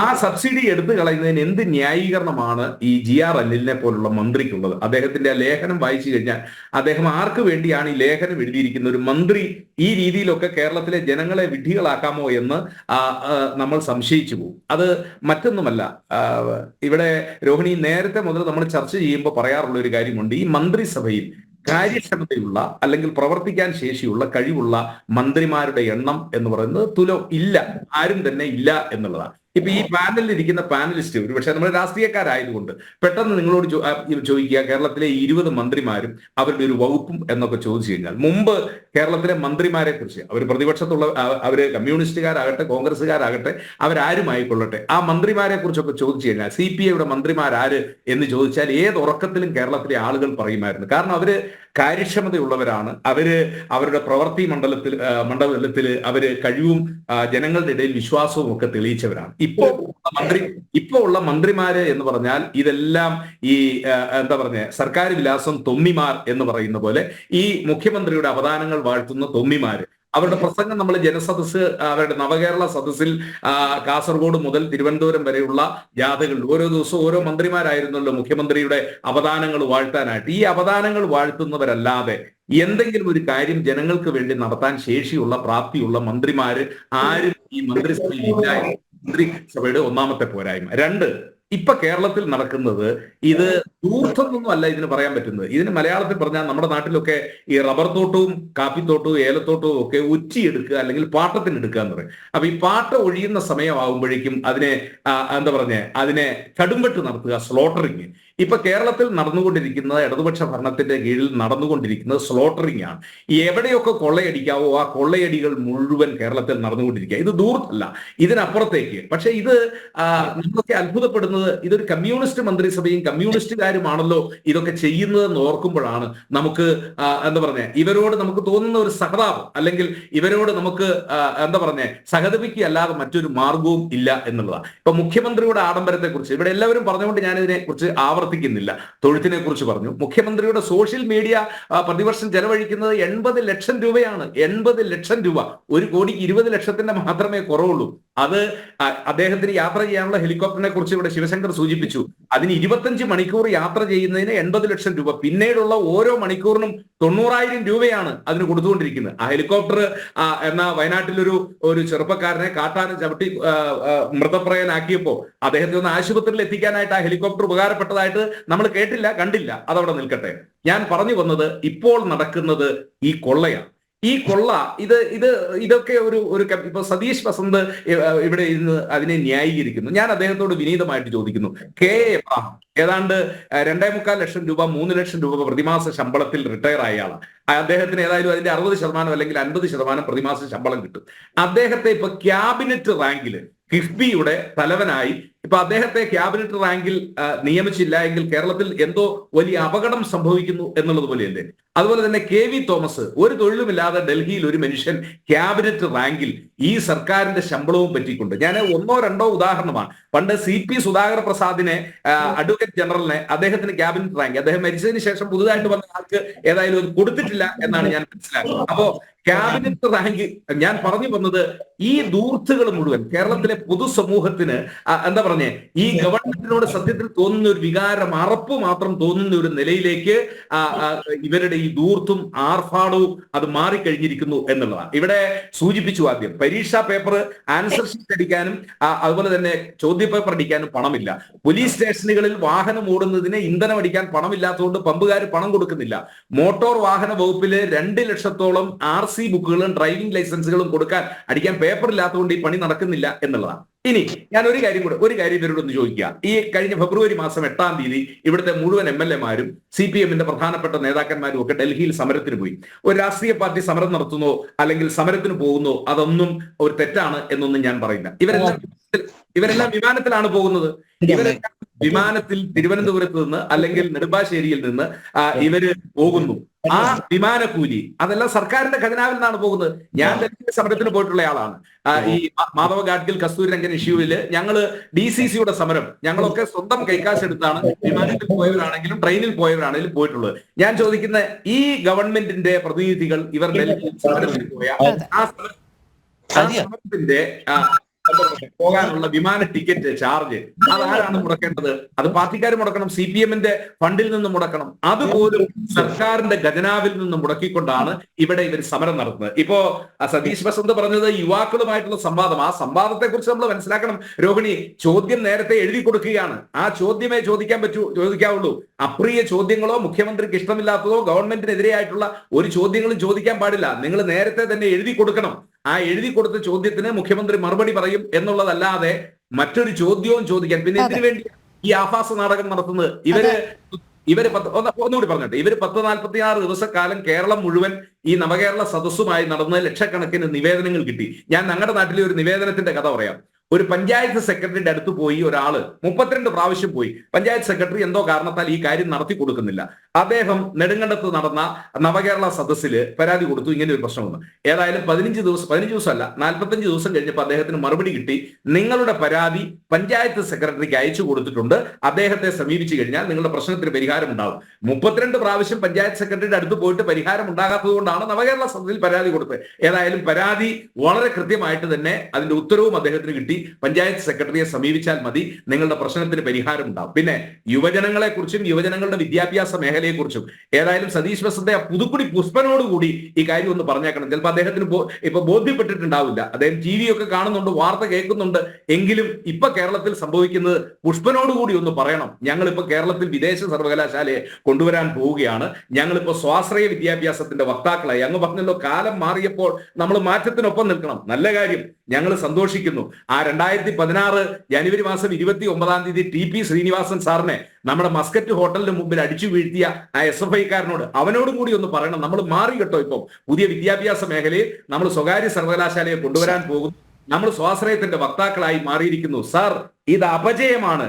കേരളത്തിലെ കമ്മ്യൂണിസത്തിനുണ്ടായിരിക്കുന്ന അപജയം. ഇപ്പോ മലയാളത്തിൽ നമ്മൾ പറയുമല്ലോ, നാണം കെട്ടും പണം നേടിയാൽ. അതിപ്പോ നാണക്കേട് മാറ്റും. ഈ കൃഷ്ണപിള്ളയുടെ വാചകത്തെ ഇവരൊന്ന് മാറ്റി സഖാക്കളെ മുന്നോട്ടെന്നല്ല, സഖാക്കളെ മുന്ന നോട്ട്. ആ നോട്ടിന് വേണ്ടി ഇപ്പൊ കമ്മ്യൂണിസ്റ്റുകാരൻ. അതുകൊണ്ടാണല്ലോ ജയരാജൻ സഖാവ് മുമ്പ് പറഞ്ഞ സഖാവ് നമ്മുടെ EP ജയരാജൻ പറഞ്ഞത്, ഇപ്പൊ പരിപ്പുവടയുടെയും കട്ടൻ കാപ്പിയുടെയും ഒക്കെ കാലം പോയി. ഇപ്പൊ കമ്മ്യൂണിസ്റ്റുകാർക്ക് അതൊന്നും പറ്റത്തില്ല. അവർക്ക് മുന്തിയ ഇനം ഹോട്ടലുകളിലൊക്കെയാണ് അവരുടെ ജീവിതവും അവരുടെ ചർച്ചകളും കമ്മിറ്റികളും ഒക്കെ നടത്തുന്നത്. അത് കമ്മ്യൂണിസത്തിനുണ്ടായ മാറ്റമാണ്. ആ മാറ്റം എന്താ പറയുന്നേ, അത് പണം ഉണ്ടാക്കുന്നതിനുള്ള ഒരു മാർഗം വഴിയായി കേരളത്തിൽ മാറിയിരിക്കുന്നു. അങ്ങ് ചോദിച്ച ചോദ്യം വളരെ പ്രസക്തമാണ്. പ്രതിപക്ഷം എന്തേ ഈ കാര്യത്തിൽ? ഞങ്ങൾ പ്രതിപക്ഷം അതിലേക്ക് വരാം. ശ്രീ സേനാപതി വേണോ അതിലേക്ക് എത്താം. ശ്രീ സതീഷ് ബസന്ത്, നവകേരള സദസ്സുകൊണ്ട് നേടാൻ പറ്റാത്ത എന്ത് കാര്യമാണ് ഇനി മുഖ്യമന്ത്രി ഈ മുഖാമുഖത്തിലൂടെ നേടാൻ പോകുന്നത് എന്നുള്ളതാണ് ചോദ്യം. കാരണം ഇവിടെ പാർട്ടിയെ സംബന്ധിച്ച് ഒരാശങ്ക നിഴലിക്കുന്നുണ്ടോ? വലിയ രീതിയിലുള്ള അഴിമതി കഥകളാണ് പുറത്തു വന്നുകൊണ്ടിരിക്കുന്നത്. സാധാരണക്കാരും സർക്കാരും തമ്മിൽ വല്ലാതെ അകലുന്നുണ്ട്. തെരഞ്ഞെടുപ്പ് വരികയാണ്. ഇതെന്ത് കമ്മ്യൂണിസ്റ്റ് മന്ത്രിമാർ എന്ന് സാധാരണക്കാർ ചോദിച്ചു തുടങ്ങിയിരിക്കുന്നു. അതുകൊണ്ട് എങ്ങനെയെങ്കിലും ഈ അകലം കുറയ്ക്കണം എന്നുള്ള തെരഞ്ഞെടുപ്പ് തന്ത്രത്തിന്റെ ഭാഗമായിട്ടാണോ ഇപ്പോഴത്തെ ഈ മുഖാമുഖം? രോഹിണി, ഞാൻ ആദ്യമായി കോൺഗ്രസിൻ്റെ വക്താവ് ശ്രീ സേനാപതി സന്ദത്ത് അദ്ദേഹം പറഞ്ഞത് നിന്ന് ഞാൻ തുടങ്ങാം. അദ്ദേഹം പറഞ്ഞ എന്താണ്, ഇപ്പോഴത്തെ മന്ത്രിമാരിൽ ഒരാളുടെ പേര് പോലും നമുക്ക് ഓർമ്മയിക്കില്ല ആണ് സാർ. അതെന്താണെന്നറിയാമോ? നമ്മൾ അഴിമതി കഥകളും ഇതുമെല്ലാം വരുന്ന മന്ത്രിമാർ മാത്രമേ നമ്മൾ ആലോചിക്കുള്ളൂ. ശ്രീ രാജൻ, നിങ്ങൾക്കറിയാമല്ലോ, അദ്ദേഹം രണ്ടാം മന്ത്രിസഭയിലെ 2ാം ആളാണ്. ശ്രീ രാജനെ പറ്റി നിങ്ങൾക്ക് എന്തെങ്കിലും അഴിമതി പറയാൻ പറ്റൂ? 3ാം ആളായിട്ട് നിൽക്കുന്നതാണ് ശ്രീ റോഷി അഗസ്റ്റിൻ, ജലവകുപ്പ് മന്ത്രി. അദ്ദേഹത്തിനെ പറ്റി നിങ്ങൾക്ക് എന്തെങ്കിലും അഴിമതി പറയാൻ പറ്റൂ? അതുപോലെ കൃഷ്ണൻകുട്ടി, ഇലക്ട്രിസിറ്റി മിനിസ്റ്റർ. അപ്പം നിങ്ങൾക്ക് ഇത് പറയാനൊന്നുമില്ല. അതിപ്പം നമ്മൾ GRNL സിവിൽ സപ്ലൈസ് വകുപ്പിൽ അദ്ദേഹത്തിനെ പറ്റി എന്തെങ്കിലും നിങ്ങൾക്ക് പറയാനുണ്ട്? നിങ്ങൾ പറയും സാധനങ്ങളില്ല അല്ലെങ്കിൽ സബ്സിഡി ഇല്ല ഇതെന്ന്. നോക്കൂ, തൊട്ടടുത്തുള്ള ഒരു ഈ സർക്കാർ BJPയുടെ വക്താവ് ശ്രീ ശിവശങ്കർ സാർ പറയാൻ 350-400 കിടന്ന ഗ്യാസിൻ്റെ വില ഇപ്പോൾ 1200-1300 രൂപയാണ്. അദ്ദേഹം പറയാണ് ഇവിടെ അഴിമതിയാണെന്ന്. എവിടെയാണ് സാർ അഴിമതി എന്ന് പറയുന്നത്? നിങ്ങളെല്ലാം കൂടി മുഖ്യമന്ത്രിയുടെ കുടുംബാംഗങ്ങളെയും തലക്കെട്ടി ഇടതുപക്ഷത്തിന് പിന്നെ എന്തെങ്കിലും പറയണ്ടേ? എന്തെങ്കിലും പറഞ്ഞിരിക്കരുത്. ജനങ്ങൾ അതൊക്കെ മനസ്സിലാക്കുന്നത്. ജനങ്ങൾ മനസ്സിലാക്കിക്കൊണ്ടാണല്ലോ ഇന്നത്തെ നിങ്ങൾക്കറിയാമല്ലോ, വെള്ളാർ വാർഡ് അവിടെ BJPക്ക് എത്ര വോട്ടിന് കഴിഞ്ഞ പ്രാവശ്യം 550 വോട്ട് തിരുവനന്തപുരം കോർപ്പറേഷനിൽ വാങ്ങിച്ചാണ് ശ്രീ നെടുമം മോഹൻ. അത് ഇപ്പം 157 വോട്ടിന് ശ്രീ ബൈജു CPI അവിടെ ജയിച്ചിരിക്കുകയാണ്. നിങ്ങളൊന്ന് മനസ്സിലാക്കണം. നിയോജകമണ്ഡലത്തിലേന്. അപ്പോൾ ഇത് നിങ്ങളൊന്ന് മനസ്സിലാക്കുന്നത് ഇടതുപക്ഷം നിങ്ങളിപ്പം സർക്കാരിന് ദൂർത്താണ്, അല്ലെങ്കിൽ സർക്കാർ ഇവിടെ ഒന്നും ചെയ്യാൻ പാടില്ല. ഈ സർക്കാർ ചെയ്യാൻ രോഹിണി ഞാൻ ഒരു കാര്യം പറ്റും, നമ്മൾ എന്തെങ്കിലും ഒരു കാര്യം ചെയ്യുമ്പോഴത്തേക്ക് അവിടെ പൈസ മുടക്കേണ്ടി വരുമെന്നേ. നമ്മൾ പൈസ മുടക്കി ചെന്ന കാര്യങ്ങൾ ചെയ്താലേ അത് മുന്നോട്ട്, അല്ലാതെ നമ്മൾ ചുമ്മാ ഇന്ന് പ്രസ്താവന നടത്തിയാൻ പറ്റൂ, പ്രസ്താവനകൾ മാത്രം നടത്തിയാൻ പറ്റൂ. ഇപ്പം തന്നെ ഇരിക്കുന്നത് ഷാജഹാൻ സാർ പറഞ്ഞ പോലെ ഇപ്പം നമുക്ക് കോടതികളിൽ ഈ ഫയലിംഗ് ആണ് നടത്തുന്നത്. ഞാൻ എൻ്റെ പ്രൊഫഷനെ കുറിച്ചാണ് ഞാൻ പറയുന്നത്. ഈ ഫയലിംഗ് ആണിത്. നമ്മൾ നാളെ തൊട്ട് പറയുന്നത് എല്ലാം നമ്മൾ ഗൂഗിൾ വഴി കാര്യങ്ങൾ നടത്തിയാൽ മതി എന്ന് പറഞ്ഞാൽ കോടതികളെല്ലാം അടച്ചുപൂട്ടില്ലേ? കോടതികൾ അടച്ചില്ലേ? മന്ത്രിസഭയിൽ മന്ത്രിമാരൊന്നും താഴെ ഇറങ്ങാതെ അവിടെ ഇരുന്നുകൊണ്ട് ഗൂഗിൾ അങ്ങനെയൊന്നും അല്ലെന്നേ. മുഖാമുഖം പരിപാടികൾ എന്ന് പറയുന്നത് നേരത്തെ അത് ഇപ്പം നിശ്ചയിച്ചെന്നുള്ളത് തെരഞ്ഞെടുപ്പ് ബന്ധമായൊന്നുമല്ല. നമ്മൾ പടിപ്പടിയായിട്ട് ജനങ്ങളുടെ മുന്നിൽ നമ്മൾ മുഖ്യമന്ത്രി സമ്മതിക്കുന്നു. അതിന് തെറ്റെന്തന്നേ? അത് യുവജനങ്ങളായിട്ട് വരും, വിവിധ മേഖലയിലെ ആൾക്കാരും, ഇൻഡസ്ട്രിയൽസ്. നമുക്കിവിടെ ഇപ്പോൾ തൊട്ടടുത്തുള്ള സാറ് ധനക്കമ്മിയും ബാക്കിയുള്ള കാര്യങ്ങളൊക്കെ പറഞ്ഞു. ധനക്കമ്മിയും ഇതൊക്കെ പറയുമ്പോഴത്തേക്ക് തൊട്ടടുത്തുള്ള 2 സംസ്ഥാനങ്ങളുടെ വച്ചാണ് പറഞ്ഞത്. എന്നാൽ തമിഴ്നാടിനെയും കർണാടകയിൽ അവിടെ എന്ന് പറയുന്നത് രണ്ട് ഇതെന്ന് പറയുന്നത് കേരളത്തിനെ പോലെ തിക്കിലി പോപ്പുലേറ്റഡ് ആണ്. അവിടെ വാസ്റ്റ് സ്ഥലങ്ങളുണ്ട്, അവിടെ ഇൻഡസ്ട്രിയലിസ്റ്റ് ഉണ്ട്, അവിടെ കൃഷിക്കാരുണ്ട്, ഇതെല്ലാം ഉണ്ട്. കേരളത്തിൽ അങ്ങനെയാണോ? കേരളത്തിനെയും ഇതുമായിട്ട് നിങ്ങൾ താരതമ്യം ചെയ്യല്ലേ? രണ്ട് വ്യത്യാസമായിട്ട് നമുക്ക് വിജയിക്കണം. പിന്നെ നിങ്ങൾ പറയുന്നത് ഞാൻ ഇത് പറയട്ടെ, കിറ്റക്സ് ഓടിയാലും ഇവിടെ എത്ര പേര് പുതിയതായിട്ട് വരണുണ്ട്, പുതിയ സംരംഭങ്ങൾ ഇവിടെ വന്നിട്ടില്ലേ, അതിന് തഴഞ്ഞു വളർന്നിട്ടില്ല. നിങ്ങൾ ചെറിയൊരു ഇൻസിഡന്റിനെ അതിനെ പർവ്വതീകരിച്ച് നിങ്ങൾ പറയുന്നു. ആ പർവ്വതീകരിച്ചാണ് പറയുന്നത് ശരിയാണ്. UK നിന്ന് വന്ന ഒരു പ്രവാസിയുടെ അവസ്ഥ കണ്ടതാണല്ലോ. ചെറിയ വ്യവസായം തുടങ്ങാം എന്നാണ് കരുതിയത്, തടഞ്ഞു. ഞാനൊരു പശ്ചിമ ബംഗാളില് സിംഗൂർ എന്നുള്ള ഇതിന്റെ ഒരു പ്രശ്നത്തിലല്ലേ ഇന്ന് മമതാ ബാനർജി അവിടെ മുഖ്യമന്ത്രിയായിട്ടിരിക്കുന്നത്. ആ ഒരു പ്രക്ഷോഭത്തിന് ഇപ്പൊ അവിടെ ഇൻഡസ്ട്രിയലിസ്റ്റ് ഇല്ലേ, അവിടെ പുതിയ കാർ ഫാക്ടറി വരണില്ലേ, പുതിയ സംവിധാനങ്ങൾ വരണില്ലേ? നോക്കൂ, ഇതൊക്കെ എന്ന് പറയുന്നത് കാലാകാലങ്ങളിൽ പറഞ്ഞ ഒരു പരിണാമത്തിൻ്റെ ഇതാണ്. നിങ്ങളത് മനസ്സിലാക്കുന്നത്. അപ്പോൾ നമ്മൾ ഈ നമ്മളെ സംസ്ഥാനവും ബാക്കിയുള്ള സംസ്ഥാനങ്ങളിൽ താരതമ്യം ചെയ്യുമ്പോഴത്തേക്ക് നമ്മളെ സംസ്ഥാനം, ഞാൻ ഒരു ഉദാഹരണം ഞാനൊരു കഴിഞ്ഞ ആഴ്ച ഞാൻ കർണാടകയിൽ പോയിരുന്നു. ഞാൻ സത്യം ഞാൻ പറയുന്നത്, സത്യം എന്ന് പറയുന്നത് ഒരു നേരം നമുക്ക് കഴിക്കുന്ന പൈസ ഇവിടെ 2 ദിവസം കഴിക്കേണ്ട സംവിധാനത്തിലുണ്ട്. നമുക്ക് നല്ല ഫുഡ് അവിടെ നിന്ന് കിട്ടുന്നില്ല. അവിടെ പറയുന്നത് വെള്ളം കിട്ടുന്നില്ല. ഒരാഴ്ച ഒരിക്കൽ 2 പ്രാവശ്യം 2 ദിവസമൊന്നും വേണ്ട. കേരളത്തിൽ അങ്ങനെയാണോ? നിങ്ങൾ ഇലക്ട്രിസിറ്റി ഇത് പറയുന്നില്ല, വില കൂട്ടണമെങ്കിൽ എവിടെയെങ്കിലും ഈ 7 വർഷത്തേത് എവിടെയെങ്കിലും ഇലക്ട്രിസിറ്റി ബ്ലോക്കായിട്ട് നിങ്ങൾക്ക് കണ്ടിട്ടുണ്ടോ? നിങ്ങൾ എവിടെയെങ്കിലും കട്ട് ചെയ്ത് നിങ്ങൾ കണ്ടിട്ടുണ്ടോ? വെള്ളത്തിന് എന്തെങ്കിലും ഷോർട്ടേജ് വന്നിട്ടുണ്ടോ കണ്ടിട്ടുണ്ടോ? നിങ്ങൾ ഈ എല്ലാ കാര്യം പിന്നെ നിങ്ങൾ പറഞ്ഞ 100% കാര്യം ഇപ്പം ക്ഷേമ പെൻഷനുകൾ 7 അത് ഈ മാസം തന്നെ 2 മാസത്തെ ഈ പെൻഷൻ കൊടുക്കുമെന്ന് പറഞ്ഞിട്ടുണ്ട്. കൊടുത്തിട്ട് തന്നെ പോകും. അല്ലാതെ ഈ സർക്കാർ എന്ന് പറയുന്നത് നേരത്തെ നമ്മളൊരു പ്രകടന പത്രികയിൽ പറഞ്ഞിട്ടുണ്ട്. ഈ സർക്കാർ വന്നതിന് ശേഷം നമ്മൾ കോൺഗ്രസിനെ 2500 രൂപ കൊടുത്തിട്ടേ ഈ സർക്കാർ ഇവിടെ നിന്ന് ഇറങ്ങി പോവുള്ളൂ. രോഹിണി, ശരി, അതിന് ഇനി എത്ര നാളെടുക്കും? കാരണം ഇപ്പോൾ 6 മാസത്തെ കുടിശ്ശികയാണ്. ഇനി ഈ 1600 കൊടുക്കാൻ പറ്റുന്നില്ല, പിന്നെ എങ്ങനെയാണ് ഈ 2500 കൂടി കൊടുത്തിട്ട് ഇറങ്ങി പോകും എന്ന് പറയുന്നത്? എന്തായാലും മറ്റൊരു കാര്യം കൂടി ചോദിക്കുകയാണ്, എന്ത് നേട്ടമാണ് ഈ നവകേരള സദസ്സ് കൊണ്ട് ഉണ്ടായതെന്നാണ്? അതിൽ നിന്ന് നേടാൻ കഴിയാത്ത എന്താണ് ഈ മുഖാമുഖത്തിലൂടെ നേടാൻ സാധിക്കുന്നത്? നവകേരള സദസ്സിനെ പറ്റി ഇപ്പം നമ്മളെ സേനാപതി അദ്ദേഹം പറഞ്ഞതെന്ന് വെച്ചാൽ, ഒരു സെക്രട്ടറിയുടെ അടുത്ത് വന്നിട്ടുള്ള പരാതിയിൽ വീണ്ടും ഇവിടെ വീണ്ടും സെക്രട്ടറി അടുത്ത് നമുക്ക് ആ സെക്രട്ടറി പരാതി പരാതി പരിഹാരം കണ്ടില്ല എന്ന് താങ്കൾക്ക് പറയാൻ പറ്റൂ? എന്നാ പറയുന്നു പറയുക ആ സെക്രട്ടറി ഈ പരിഹരിച്ചില്ലെങ്കിൽ നിങ്ങൾ പറയൂ. ഇത് എപ്പോഴും പറയുന്നതിന് നിങ്ങൾക്ക് എത്രയേ പേര് പ്രശ്നങ്ങൾ പരിഹരിച്ചെന്ന് പട്ടയം നിങ്ങൾക്കൂ. നിങ്ങളിപ്പം 2 ദിവസത്തിന് മുമ്പേ പട്ടയം എത്ര 160 പട്ടയങ്ങൾ വിതരണം ചെയ്തിട്ടുണ്ട്. അത് ഈ നവകേരള സദസ്സ് വഴി വന്നിട്ടുള്ള ഇതാണ്. നിങ്ങളൊന്ന് പരിശോധിച്ച് നോക്കും. നിങ്ങൾ എല്ലാം നമ്മൾ കാടടച്ച് വെടിയേക്കല്ലേ. നമ്മൾ പറയേണ്ട കാര്യങ്ങൾ നിങ്ങൾ എല്ലാം പറഞ്ഞ് എല്ലാം ദൂർത്താണെങ്കിൽ നമുക്ക് ഈ രാജ്യത്ത് അല്ലെങ്കിൽ സംസ്ഥാനത്ത് ഒന്നും ചെയ്യാൻ പറ്റില്ല. അതെ, മൂന്നാറിലെ ഈ പട്ടയഭൂമിയിൽ നിന്നാണ് CPM-ന്റെ പ്രവർത്തനം നടത്തുന്ന ആ ബിൽഡിംഗ് ഒഴിയാൻ സാധിക്കാത്ത വിധം ഇപ്പോൾ അവതാളത്തിലായിരിക്കുന്നത് സർക്കാർ തന്നെ. എന്തായാലും താങ്കളിലേക്ക് എത്താം. ശ്രീ ഷാജഹാൻ, ഇവിടെ ഇത്തരം മുഖാമുഖം അല്ലെങ്കിൽ നവകേരളം കേരളീയമൊക്കെ നടത്താൻ പൈസ വേണം, പണം വേണം, ഫണ്ട് വേണം എന്നാണ് ഇടതുപക്ഷത്തു നിന്നുള്ള ശ്രീ സതീഷ് വസന്ത് നമ്മോട് പറഞ്ഞത്. അല്ലാതെ ഒന്നും നടത്താൻ സാധിക്കില്ല. ശരി, പക്ഷേ ഈ സ്പോൺസർമാരെ എങ്ങനെയാണ് കിട്ടുന്നത്? ഈ സ്പോൺസർമാർ വെറുതെ അങ്ങ് കൊടുക്കുമോ ലക്ഷങ്ങൾ? അല്ലല്ലോ, അവർ എന്തെങ്കിലും മുന്നിൽ കണ്ടുകൊണ്ട് തന്നെ ആയിരിക്കുമല്ലോ സർക്കാരിൻ്റെ ഒരു പരിപാടിയിൽ പൈസ കൊടുക്കുക, പണം നിക്ഷേപിക്കുക. കാരണം ഇത് തങ്ങൾക്ക് നാളെ പ്രയോജനപ്പെടുത്താം എന്നുള്ള ധാരണയോടുകൂടി ഇനി അതിന് തയ്യാറാകാത്തവരെ ഭീഷണിപ്പെടുത്തും, മറ്റേതെങ്കിലും രീതിയിൽ വലിയ രീതിയിലുള്ള പ്രശ്നങ്ങൾ സൃഷ്ടിക്കാൻ ശ്രമിക്കും. എന്തായാലും അവർ ഈ സ്പോൺസർഷിപ്പിലൂടെ ഇത്രയധികം ലക്ഷങ്ങൾ തങ്ങൾക്ക് കിട്ടി എന്ന് അവകാശപ്പെടുമ്പോൾ ഈ സ്പോൺസർമാർ ആരാണ്, അവർ എന്തുകൊണ്ടാണ് ഇത്ര വലിയ തുക നൽകുന്നത് എന്നുള്ളതും ഒരു ചോദ്യമല്ലേ?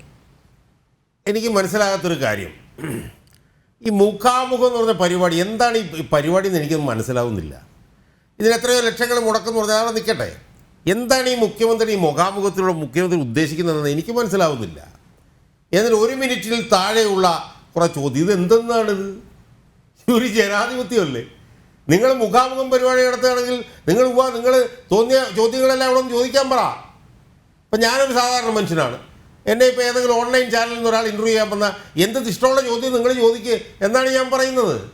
ഇതൊരു മുഖ്യമന്ത്രി വന്ന് ഞെളിഞ്ഞിങ്ങനെ ഇരിക്കുകയാണ്, ഇരുന്നിട്ട് പറയുകയാണ് 1 മിനിറ്റിൽ താഴെയുള്ള കുറേ ചോദ്യം. ഇയാൾ ആരാണ് എനിക്ക് മനസ്സിലാവുന്നില്ല.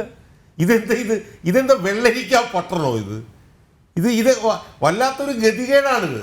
ഈ ഗതികേടിൻ്റെ കാരണം യഥാർത്ഥത്തിൽ ഇവിടെ കോൺഗ്രസ്സുകാരെയും ഇവിടെ BJP-ക്കാരെയും കൊള്ളാത്തതുകൊണ്ടാണ്. യഥാർത്ഥത്തിൽ ചെയ്യേണ്ടത് എന്താണ്? ഈ മുഖ്യമന്ത്രി ഞെളിഞ്ഞിരുന്ന് ഈ ഫേസ് ടു ഫേസ് ചെയ്യുമ്പോൾ അവിടെ ഒരു 100 കോൺഗ്രസ്സുകാർ കയറി ചെന്നിട്ട് അയാളോട് ചോദ്യങ്ങൾ ചോദിക്കണം. അങ്ങനെ ചോദിച്ചു കഴിഞ്ഞാൽ വാലും ചൂട്ടി ഓടുകയാണ്. കാരണം 150 വണ്ടിയുടെ എസ്കോർട്ടിലാണ് ഇയാൾ നടക്കുന്നത്. ഇതിനു മുമ്പ് ഇയാൾ എന്ത് ചെയ്തു? ഇതിനു മുമ്പ് എന്താണ് നവകേരള സദസ്സ്? ഇത് എന്തുന്നായിരുന്നത്? നവകേരള സദസ്സ്? 1 കോടി ചില്ലുവാനും വിലയുള്ള ഒരു ഇതിലോട്ട് കയറുക. ഇതിൻ്റെ തലയ്ക്ക് ഭ്രാന്താണോ ഈ മന്ത്രിമാർക്ക്? ഈ മന്ത്രിമാർക്ക് സെക്രട്ടറിയിൽ നിന്ന് തീർക്കാൻ മേലാത്ത കാര്യമാണോ അവർ തീർത്തത്? എന്നിട്ട് അങ്ങോട്ട് പോയിട്ട് എന്താ ചെയ്തത്? എന്തായിരുന്നു നവകേരള സദസ്സ് കൊണ്ടുണ്ടായ നേട്ടം? കണ്ണൂർ മുതൽ തിരുവനന്തപുരം വരെ യൂത്ത് കോൺഗ്രസ്സുകാരെ അടിച്ച് തല പൊട്ടിച്ചു. യൂത്ത് കോൺഗ്രസ്സുകാരുടെ കൈ ഓടിച്ചു, കാല് ഓടിച്ചു. മുഖ്യമന്ത്രിയുടെ സെക്യൂരിറ്റി കൊണ്ട് കസ്റ്റഡിയിലിരിക്കുന്ന യൂത്ത് കോൺഗ്രസ്സുകാരെ അടിച്ച് അവരുടെ കൈയും പൊട്ടിച്ചു, കാലും പൊട്ടിച്ചു, തലയും പൊട്ടിച്ചു. അവർ 100 കണക്കിന് പേരെ ആശുപത്രിയിലാക്കി. ഇതല്ലേ നവകേരള സദസ്സ് കൊണ്ടുണ്ടായത്? അല്ലാതെ നവകേരള സദസ്സ് കൊണ്ട് എന്ത് ചുക്കും ചുണ്ണാമ്പുമാണ് ഇവിടെ നടന്നത്? ആരെങ്കിലും എനിക്കൊന്ന് പറഞ്ഞു തരാമോ? എന്നിട്ട് മികച്ച സന്ദേശവുമായിരുന്നു ജീവൻ രക്ഷാ പ്രവർത്തനം. അതെ. എന്നിട്ട് ആളുകളുടെ ഞാൻ കേരളത്തിന്റെ ചരിത്രത്തിൽ ഇത്രയും ഒരു മുഖ്യമന്ത്രി ഉണ്ടായിട്ടുണ്ടോ? ആളുകളുടെ തലയടിച്ച് പൊട്ടിച്ചിട്ട് അയാൾ വന്നിട്ട് പറയാ ജീവൻ രക്ഷാ പ്രവർത്തനം. ഞാനൊക്കെ തലയ്ക്ക് ഭ്രാന്താണോ നമ്മുടെ മുഖ്യമന്ത്രിക്ക് എന്ന് ആലോചിച്ച് നോക്ക് നിങ്ങൾ. ഇയാൾ പ്രതിപക്ഷത്തായിരുന്നപ്പോഴത്തേക്കും പാർട്ടി സെക്രട്ടറി ആയിരുന്നപ്പോൾ പറഞ്ഞ പ്രസംഗങ്ങളെല്ലാം ഇപ്പം നമ്മുടെ സോഷ്യൽ മീഡിയയിൽ കൂടെ കിടന്നിങ്ങനെ കറങ്ങുന്നുണ്ട്. അതൊക്കെ ഒന്നെടുത്ത് നോക്കണം. അപ്പോൾ ഇത് ഒരുമാതിരി ഈ സമനില തെറ്റിയ രീതിയിലുള്ള ഒരു പ്രവർത്തനമാണ്. സമനില തെറ്റിയ രീതിയിലുള്ള പ്രവർത്തനം. ഇവിടെ ഒരു ഇടതുപക്ഷ സുഹൃത്ത് പറഞ്ഞു ആ മന്ത്രിയെക്കുറിച്ച് വല്ല അഴിമതി ആരോപണമുണ്ടോ, ഈ മന്ത്രിയെക്കുറിച്ച് വല്ല അഴിമതി. ശരിയാണ്, ആ മന്ത്രിമാരെക്കുറിച്ച് ഒന്നും അഴിമതി ആരോപണങ്ങളില്ല. കാരണം എന്താണ്? അതിൻ്റെ മുഴുവൻ കുത്തക മുഖ്യമന്ത്രി ഏറ്റെടുത്തിരിക്കുകയാണ്. എല്ലാ അഴിമതി ആരോപണങ്ങളും അയാളെ കുറിച്ചിട്ട് മാത്രമാണ്. അയാളുടെ മകളെ കുറിച്ചിട്ടാണ്, അയാളുടെ മരുമകനെ കുറിച്ചിട്ടാണ്, അയാളുടെ മകൻ്റെ ഭാര്യയുടെ അച്ഛനെ കുറിച്ചിട്ടാണ്. അപ്പോൾ പിന്നെ മറ്റു മന്ത്രിമാർക്ക് ഇതെല്ലാം എങ്ങനെ ചെയ്യാൻ പറ്റും? പിന്നെ സേനാപതി വേണ്ടി ചോദിച്ചൊരു ചോദ്യമുണ്ട്, ഏത് മന്ത്രിയുടെ പേര് വകുപ്പ് എനിക്കറിയില്ല. കുറേ മന്ത്രിമാർ ഇവിടെ ഇരിപ്പുണ്ട്, ഇതിൻ്റെ ഒന്നും വകുപ്പ് എന്താണെന്ന് എനിക്കൊരു പിടിയില്ല. പണ്ടിരുന്ന മന്ത്രിമാർ അങ്ങനത്തെ മന്ത്രിമാരായിരുന്നില്ല. ഇപ്പോൾ ഒന്നാം പിണറായി സർക്കാരിലെ മന്ത്രിമാരാരൊക്കെയായിരുന്നു? തോമസ് ഐസക്ക്, ജി സുധാകരൻ, അങ്ങനെ എത്ര പ്രഗത്ഭരായിട്ടുള്ള മന്ത്രിമാർ ആ മന്ത്രിസഭയിലുണ്ടായിരുന്നു. അതിനെല്ലാം എന്ത് ചെയ്തു? മരുമോന് വേണ്ടി അങ്ങ് വെട്ടിക്കളഞ്ഞു. മരുമോന് വേണ്ടി വെട്ടിക്കളഞ്ഞിട്ട് ഇപ്പോൾ ഏതോ കുറേ ആളുകളെ കൊണ്ടുവന്ന് ഇരുത്തിയിട്ടുണ്ട്. അവരുടെ എല്ലാം പൊതു സ്വഭാവം എന്താ? മുഖ്യമന്ത്രി നോക്കിയാൽ മൂത്രമൊഴിക്കും. ഇതാണ് എല്ലാ മന്ത്രിമാരുടെയും ഒരു പൊതു സ്വഭാവം. അവരിരുന്നിട്ട് എന്തൊക്കെയോ കാണിച്ചു കൂട്ടുന്നു. മനസ്സിലായി? ഇവിടെ ബിനോയ് വിശ്വം ഇവിടെ മന്ത്രിയായിട്ടിരുന്നിട്ടുണ്ട്, ഇവിടെ KP രാജേന്ദ്രൻ മന്ത്രിയായിട്ടിരുന്നിട്ടുണ്ട്, ജി സുധാകരൻ, തോമസ് ഐസക്, MA ഇതുപോലുള്ള മന്ത്രിമാരൊക്കെ ഇവിടെ ഇരുന്നിട്ടുണ്ട്. ആ സ്ഥാനത്ത് ഇരിക്കുന്നവർ ആരൊക്കെയാണെന്നുള്ളത് നമ്മളിപ്പോൾ കാണുന്നില്ല. സജി ചെറിയാനെന്ന് പറഞ്ഞൊരു മന്ത്രി ഇരിപ്പുണ്ട്. ഒന്ന് ആലോചിച്ച് നോക്ക് നിങ്ങൾ. മലയാളം പോലും മര്യാദയ്ക്ക് സംസാരിക്കാൻ അയാൾക്ക് അറിയത്തില്ല. അയാൾ മറ്റേ രാജിവെച്ച് പോയ ഓർമ്മയില്ലേ നമ്മൾ? അയാളാണ് ഒരുത്തൻ. പിന്നെ ഒരു മാധ്യമ പ്രവർത്തക വന്നിട്ടുണ്ട്, ആ മാധ്യമപ്രവർത്തകർക്ക് അവരുടെ ജില്ലയിലെ പാർട്ടി ഓഫീസ്, ജില്ലാ കമ്മിറ്റി ഓഫീസ് പോലും എവിടെ അറിയാലെന്ന് ചോദിച്ചാൽ അറിയാലെന്നാണ് പറയുന്നത്. മാധ്യമപ്രവർത്തകൻ എന്താ വീണ ജോർജ്, അവർ വേറൊരു മന്ത്രിയുണ്ട്. പിന്നെ ഇയാളുടെ മുഖ്യമന്ത്രിയുടെ തന്നെ മരുമകൻ ഒരുത്തരം അവിടെ കയറിയിരിപ്പുണ്ട്. അയാൾക്ക് കൊടുത്തിരിക്കുന്നത് എന്താണ്? പൊതുമരാമത്തും ടൂറിസവും ഏറ്റവും നല്ല വകുപ്പ് അയാൾ കൊടുത്തത്. കാരണം അതിനകത്താണ് ഏറ്റവും കൂടുതൽ വരവുള്ളത്. അപ്പോൾ ഇത് എന്നിട്ട് പറയുന്നു കാലം മാറുന്നു എന്നാണ് എൻ്റെ ഇടതുപക്ഷ പ്രതി പറയുന്നത്. ശരിയാണ്, കാലം മാറി. പക്ഷെ 4 പാവപ്പെട്ട ഡിവൈഎഫ്ഐക്കാരെ വെടിവെച്ചു കൊന്നു. 4 ഡിവൈഎഫ്ഐക്കാര് മരിച്ചു. അതെന്താണ് ഈ ഇടതുപക്ഷ പ്രതി കാണാത്ത? പറയാൻ എളുപ്പമാണ്, കസേരയിൽ ഇങ്ങനെ ഇരുന്നുകൊണ്ട്. അത് കാലം മാറി. പുഷ്പൻ എങ്ങനെയാണ് ഇവിടെ ഈ സാഹചര്യത്തിൽ എത്തിപ്പെട്ടത്? എത്ര നൂറുകണക്കിന് SFIക്കാരുടെയും DYFIക്കാരുടെയും തലയും കൈയും കാലും ഒടിഞ്ഞു.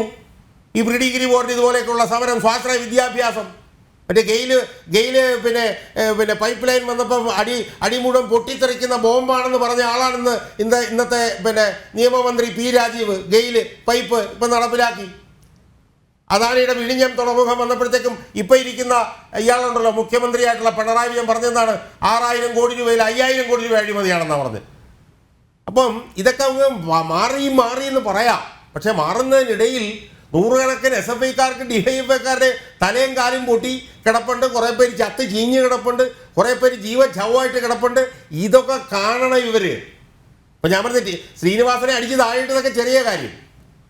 അപ്പം ഏത് വികസന പ്രവർത്തനം വന്നാലും ആ വികസന പ്രവർത്തനം വരുമ്പോൾ അത് ഏറ്റവും ജനവിരുദ്ധമാണെന്നും പറഞ്ഞ് അടിയുണ്ടാക്കും, പൊതുസ്വത്ത് നശിപ്പിക്കും, എല്ലാ ചെറ്റത്തരവും കാണിച്ചിട്ട് ഉളുപ്പില്ലാതെ അധികാരത്തിൽ കയറി അങ്ങോട്ട് ഇരുന്നാൽ അതങ്ങോട്ട് നടപ്പിലാക്കി കൊടുക്കും.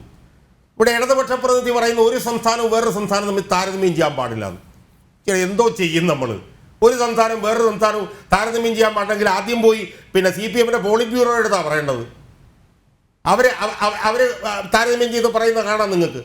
എന്നിട്ട് അവിടെ എന്തോ വെള്ളമുണ്ട്, അവിടെ വെള്ളമില്ല, ഇവിടെ വെള്ളമുണ്ട്. ഇതൊക്കെ എന്തൊന്നാണെന്ന് എനിക്കും മനസ്സിലാവുന്നില്ല. ഇത് ഞാൻ ചോദിക്കട്ടെ, 7 വർഷം 8 വർഷമായല്ലോ കേരളത്തിൽ ഇവിടെ ഒരു പിണറായി വിജയൻ എത്ര പ്രധാന വ്യവസായങ്ങൾ ഇവിടെ വന്നിട്ടുണ്ട്? ഒന്ന് പറഞ്ഞു തന്നെ. IT ടെക്നോ പാർക്കിൽ കുറേ IT കമ്പനികൾ വന്ന് കാണും. അല്ലാതെ തമിഴ്നാടും കർണാടകമായിട്ട് താരതമ്യം ചെയ്യുമ്പം ഇവിടെ എന്ത് പേരുള്ള വ്യവസായം വന്നിട്ടുണ്ടെന്ന് ഇടതുപക്ഷ പ്രതി ഒന്ന് പറഞ്ഞു തരാമോ? 8 വർഷമായാലും ഇവിടെ ഭരിക്കുന്നു. 8 വർഷമായാലും നിങ്ങളിവിടെ ഭരിക്കുന്നു. എല്ലാ കാർഷികോൽപ്പന്നങ്ങളും ഇടതുപക്ഷ പ്രതി കേരളത്തിന് പുറത്തുനിന്നല്ലേ മേടിച്ചുകൊണ്ടിരിക്കുന്നത്. അരി ഉൾപ്പെടെ പുറത്തുനിന്നല്ലേ മേടിച്ചുകൊണ്ടിരിക്കുന്നത്. കൃഷിയുടെ വിളവിസ്തീർണം എത്ര ലക്ഷം ഹെക്ടർ കണ്ട കുത്തനെ കുറഞ്ഞു പോയത് ഒന്ന് ആലോചിച്ച് നോക്കിയേ. അപ്പം എന്താണ് ഇവിടെ നടന്നിട്ടുള്ളതെന്ന് പറഞ്ഞു തന്നെ. ഇനി 10,000-കണക്കിന് പിള്ളേരല്ലേ ഓരോ വർഷം വിദേശത്തേക്ക് പോയിക്കൊണ്ടിരിക്കുന്നത്. 10,000-കണക്കിന് പിള്ളേര്. കഴിഞ്ഞ ഒരു വർഷം തന്നെയാണ് 30,000 പേര് പുറത്തേക്ക് പോയെന്നാണ് പറയുന്നത്. എന്തൊരു നാണം കെട്ട ഒരു സംവിധാനമാണ് ഇവിടെ നിലനിൽക്കുന്നത്. ഈ സംസ്ഥാനം തകർന്ന് തരിപ്പണമായി മുച്ചൂടും മുടിഞ്ഞിരിക്കുകയല്ലേ. ഇനി ഇടയ്ക്ക് ഇടതുപക്ഷ പ്രതി എന്തോ ബംഗാളിൻ്റെ കാര്യം പറഞ്ഞു. ആ ബംഗാളിൻ്റെ കാര്യം കൂടെ പറഞ്ഞിട്ട് ഞാനിവിടെ അങ്ങ് അവസാനിപ്പിച്ചോളാം. ബംഗാളിൽ 35 വർഷമായിട്ട് അധികാരത്തിലിരിക്കുകയായിരുന്നു. അതിനിടയിൽ 5 തവണ അധികാരത്തിൽ വന്നു.